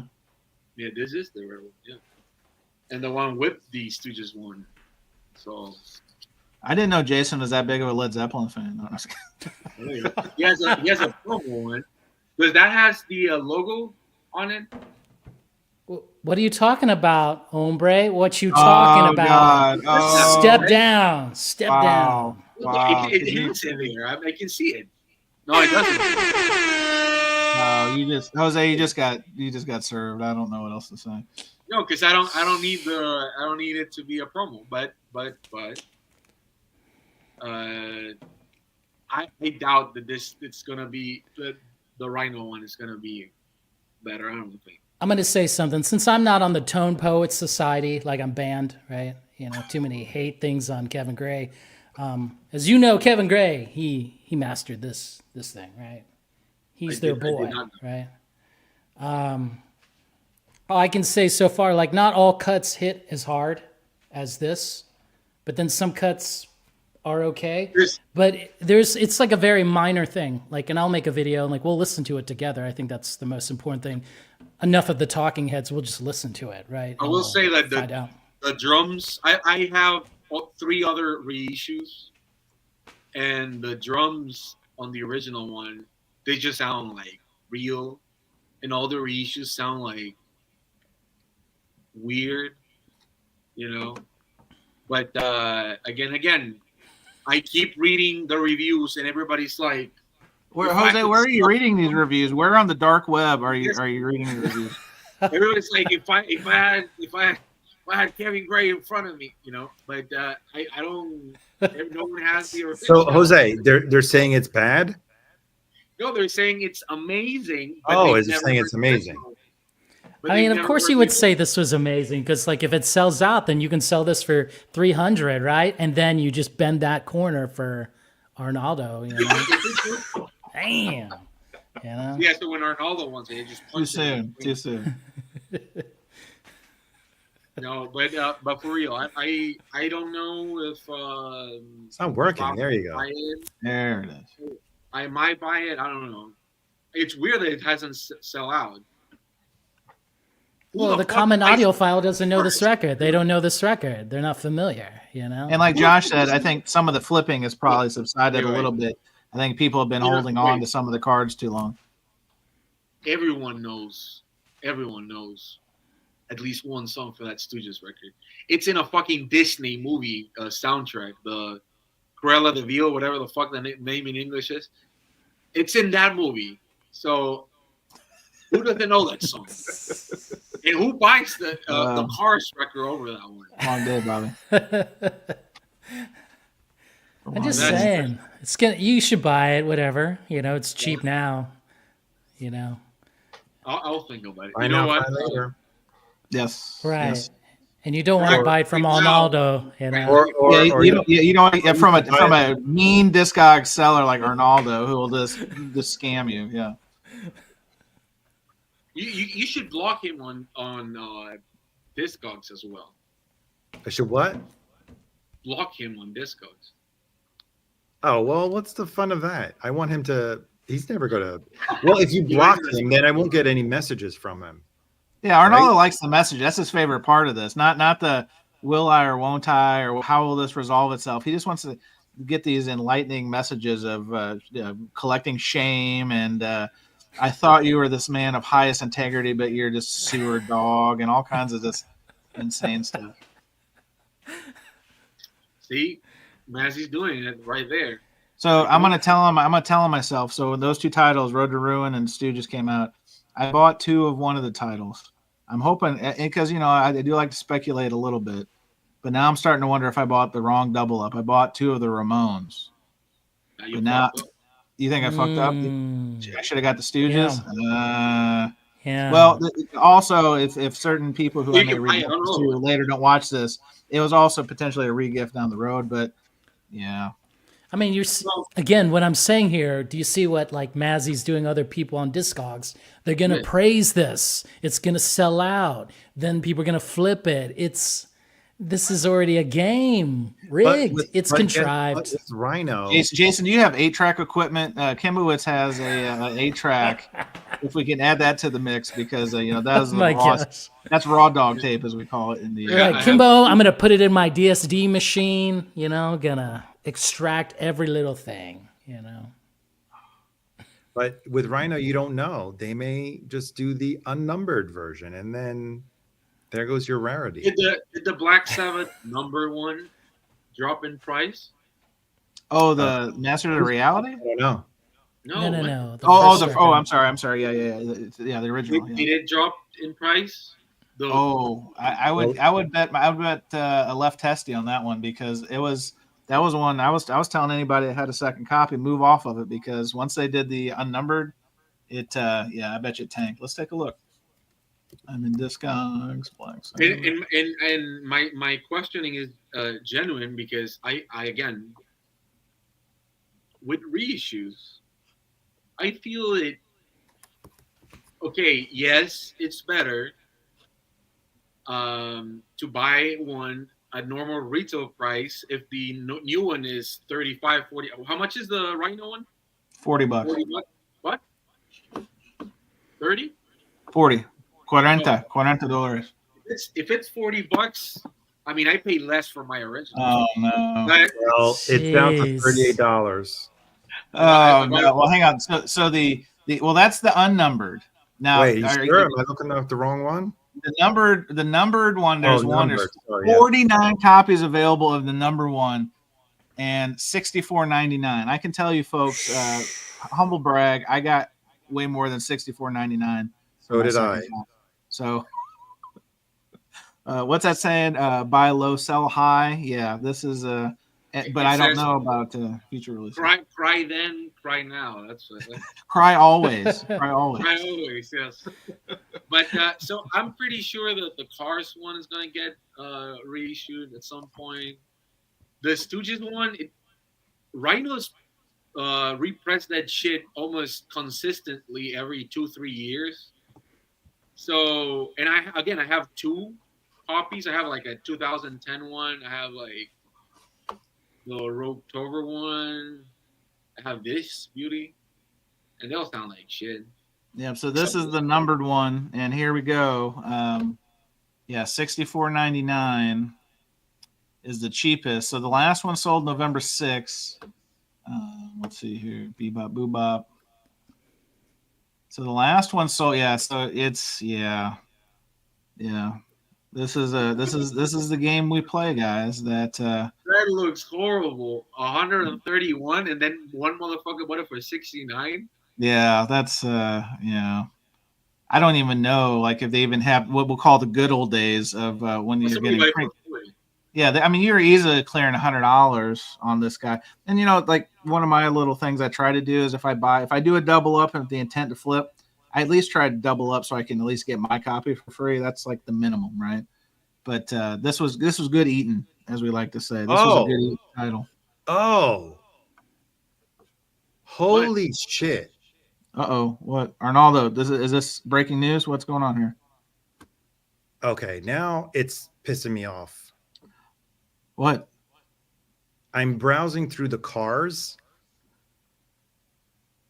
and I find the buyer selling a copy of the cars for the same price. We've got a new development. This is a new wrinkle. This is a new wrinkle. I don't even know if I have audio for this. This is he sent you. Holy shit! He sent you. Can you believe this? Can I share my screen? Can I?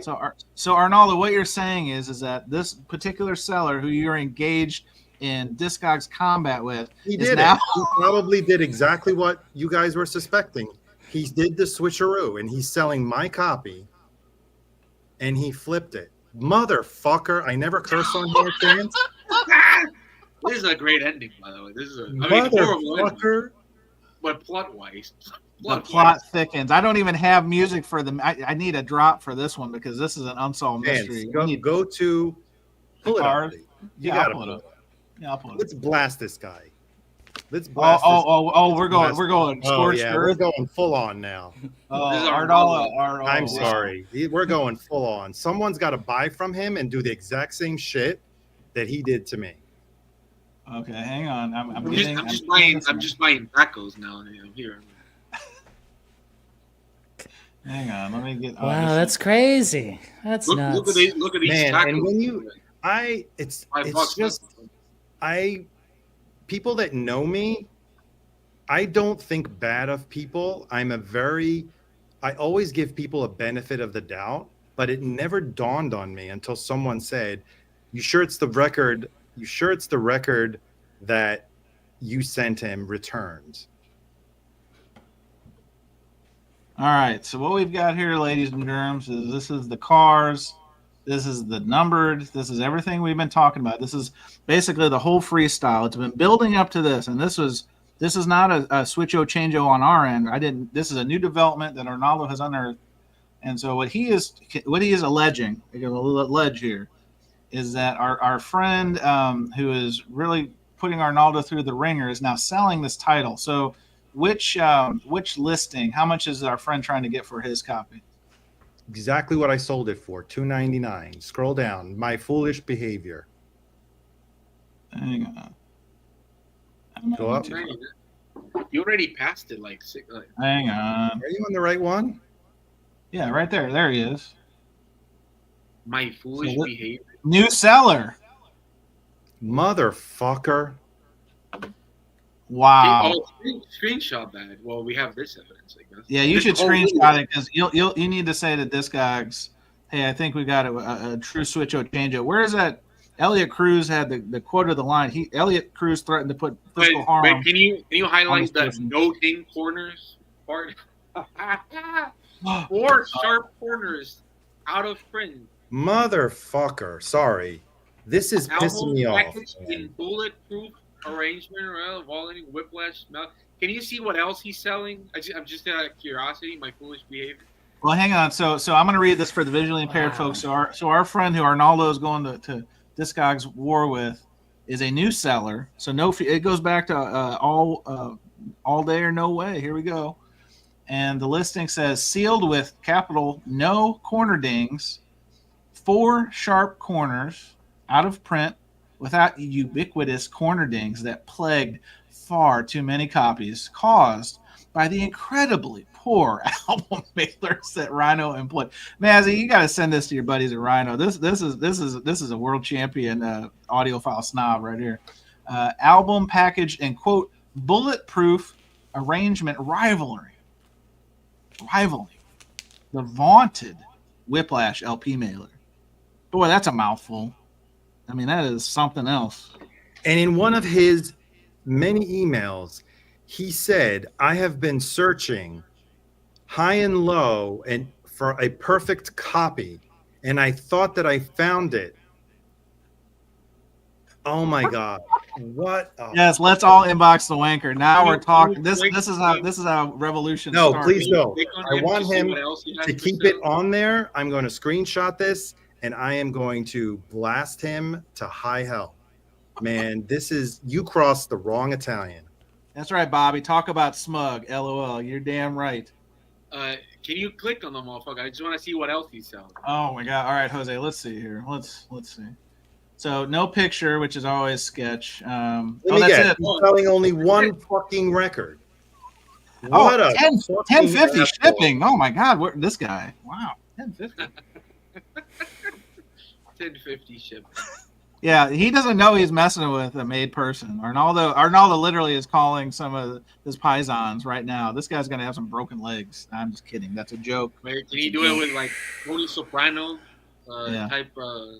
Wow. He went off screen. He's like calling someone. He's getting more liquor again. Arnaldo fell off the wagon already. Now he's really gonna hit that sauce. Like this is sauce. Should I give him a piece of his own medicine, buy from him, and then do another fucking switcheroo on him?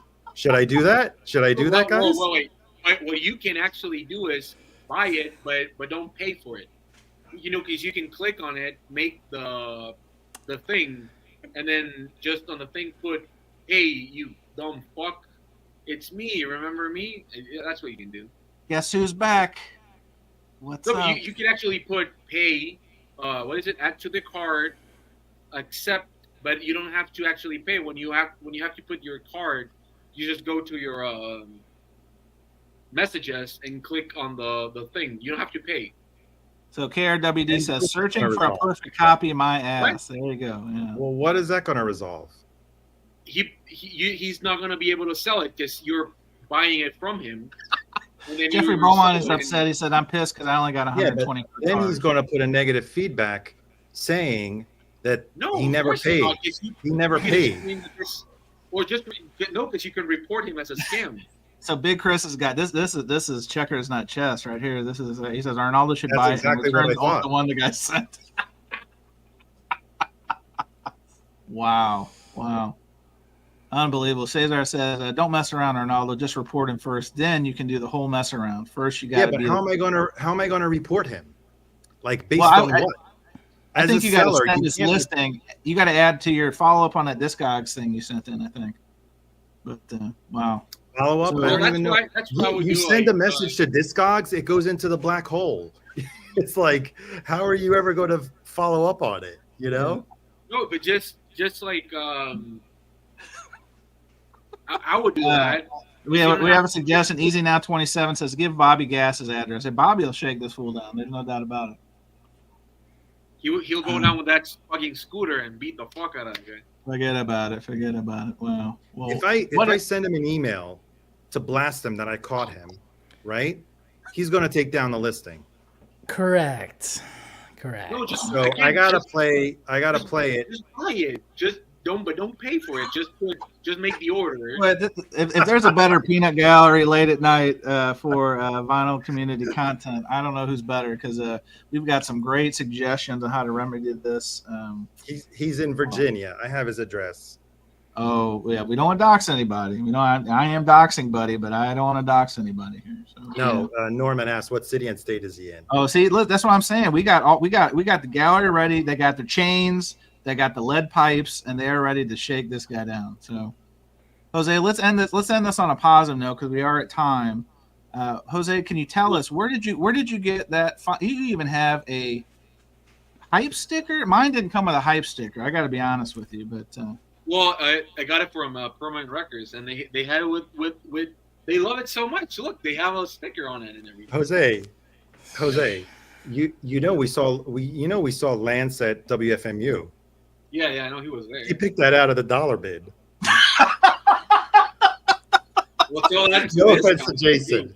No offense to Jason. But I'm like, how much did he sell it to you for? No, he didn't. No, I that's what he bought calls this a quick flip. That's a quick flip, yes. No, I bought it like a month ago. We got it. Hang on, we have breaking news. Breaking news. I have to hit the music. I think we've got another breaking news situation, and I'm so ill prepared for. I have a drop for this. Where are you? Here it is. Breaking news. Say the Indy. So, if you're interested in hearing from my foolish behavior on Discogs, we'll be a guest on the Rachel's Ghost Show tomorrow morning. So, I look for that exclusive interview with my foolish behavior only on the Rachel's Ghost Show. That's funny. So, Arnaldo, on a scale of 1 to 11, how angry are you right now? I am livid. You're holding it nice. Yeah. Eddie, you're right. This is a job for the Manosphere. Let's get a couple of those clowns, and they know a lot about records. Oh, man. Now the gallery is turning. First, the gallery was uniting behind Arnaldo, and now we've got some Matt Gaetz references. We've got some mob mentality situations going on. So no, I would. So there's evidence of it. I would not pay for it, but do the order. Confront him directly, like, oh, are you selling? How's my copy doing over there at Virginia? Or sending him even with that. Hey, how's my copy doing over there in Virginia? Is it cold over there already? And then did you get the Weezer album with the sweater? And can you wrap it up in the blue sweater, please? That would be so kind, so nice. But I would do that because I'm pretty sure that he fooled you and I didn't want to go. I didn't think that. I thought he dropped it while he was handling it. I didn't think that there are people out there that are looking to do that, just to make a profit. So it's Black Friday. Somebody gotta sell that shit. And to be pissed off at me for the 15%, restocking fee. I think what he probably wanted was he was going to send it to you, and then he was going to do a PayPal case saying that he wanted you to give him something. It's actually good. So Brian from Fort Worth, so he says I would call PayPal and let them know just so they don't try to take. I did. I called them and they said there's nothing we can do. Yeah, but this is new information. Again, I know, but don't send him a dime. Don't send him a dime. Fuck him. Keep the money. If they say anything, take screenshots of everything. There's this video now, and new seller selling the same thing. I don't know what he's trying to do, but if he does make a thing, just say, I caught this guy trying to do a scam. Here's a screenshot of the guy selling the record for the same amount, and I think he's trying to get money and then more money because he probably has another copy. So he's going to make $600 and you're going to get jack shit. So don't do anything. Wait for the guy to make the move. Or, again, place an order. Don't pay. Put, I caught you, piece of shit. And then fuck him. And so nobody can buy him. So you fuck him over because nobody can buy it from him. That's right. This is a good way to close this. So Big Chris says we are putting the community back in vinyl community. And Chris, that is so true. That is so true. Well, putting the C word on the VC. That's what it looks like. well, this was quite the adventure, and this is a situation evolving in real time. It also taught me I need to have a couple more like crime, like unsolved mysteries, maybe a Bill Shatner kind of drop in here because literally the case is it's developing in real time. Jose, And you should check your bank account just in case the guy already did the credit card thing. oh, that's a fair Meaning? point. That he probably He may have tried to charge you back. He might have refuted on his end. It would have been out of my PayPal account. No, because it's your bank account directly. But I have funds in my PayPal. Oh, all right. I don't know It how would deduct the PayPal balance first, and I would notice that the balance went below.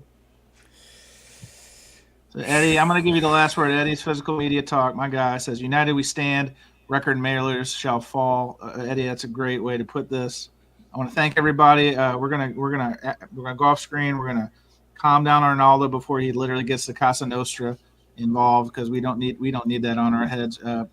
Rojas is showing us the great album by Paul, Simon, and Motherfucker. So Simon and Motherfucker, everybody, get this one with Sam Jackson. looks better than the fucking Garfunkel. It looks better than the Garfunkel boys. Yeah, I agree with that.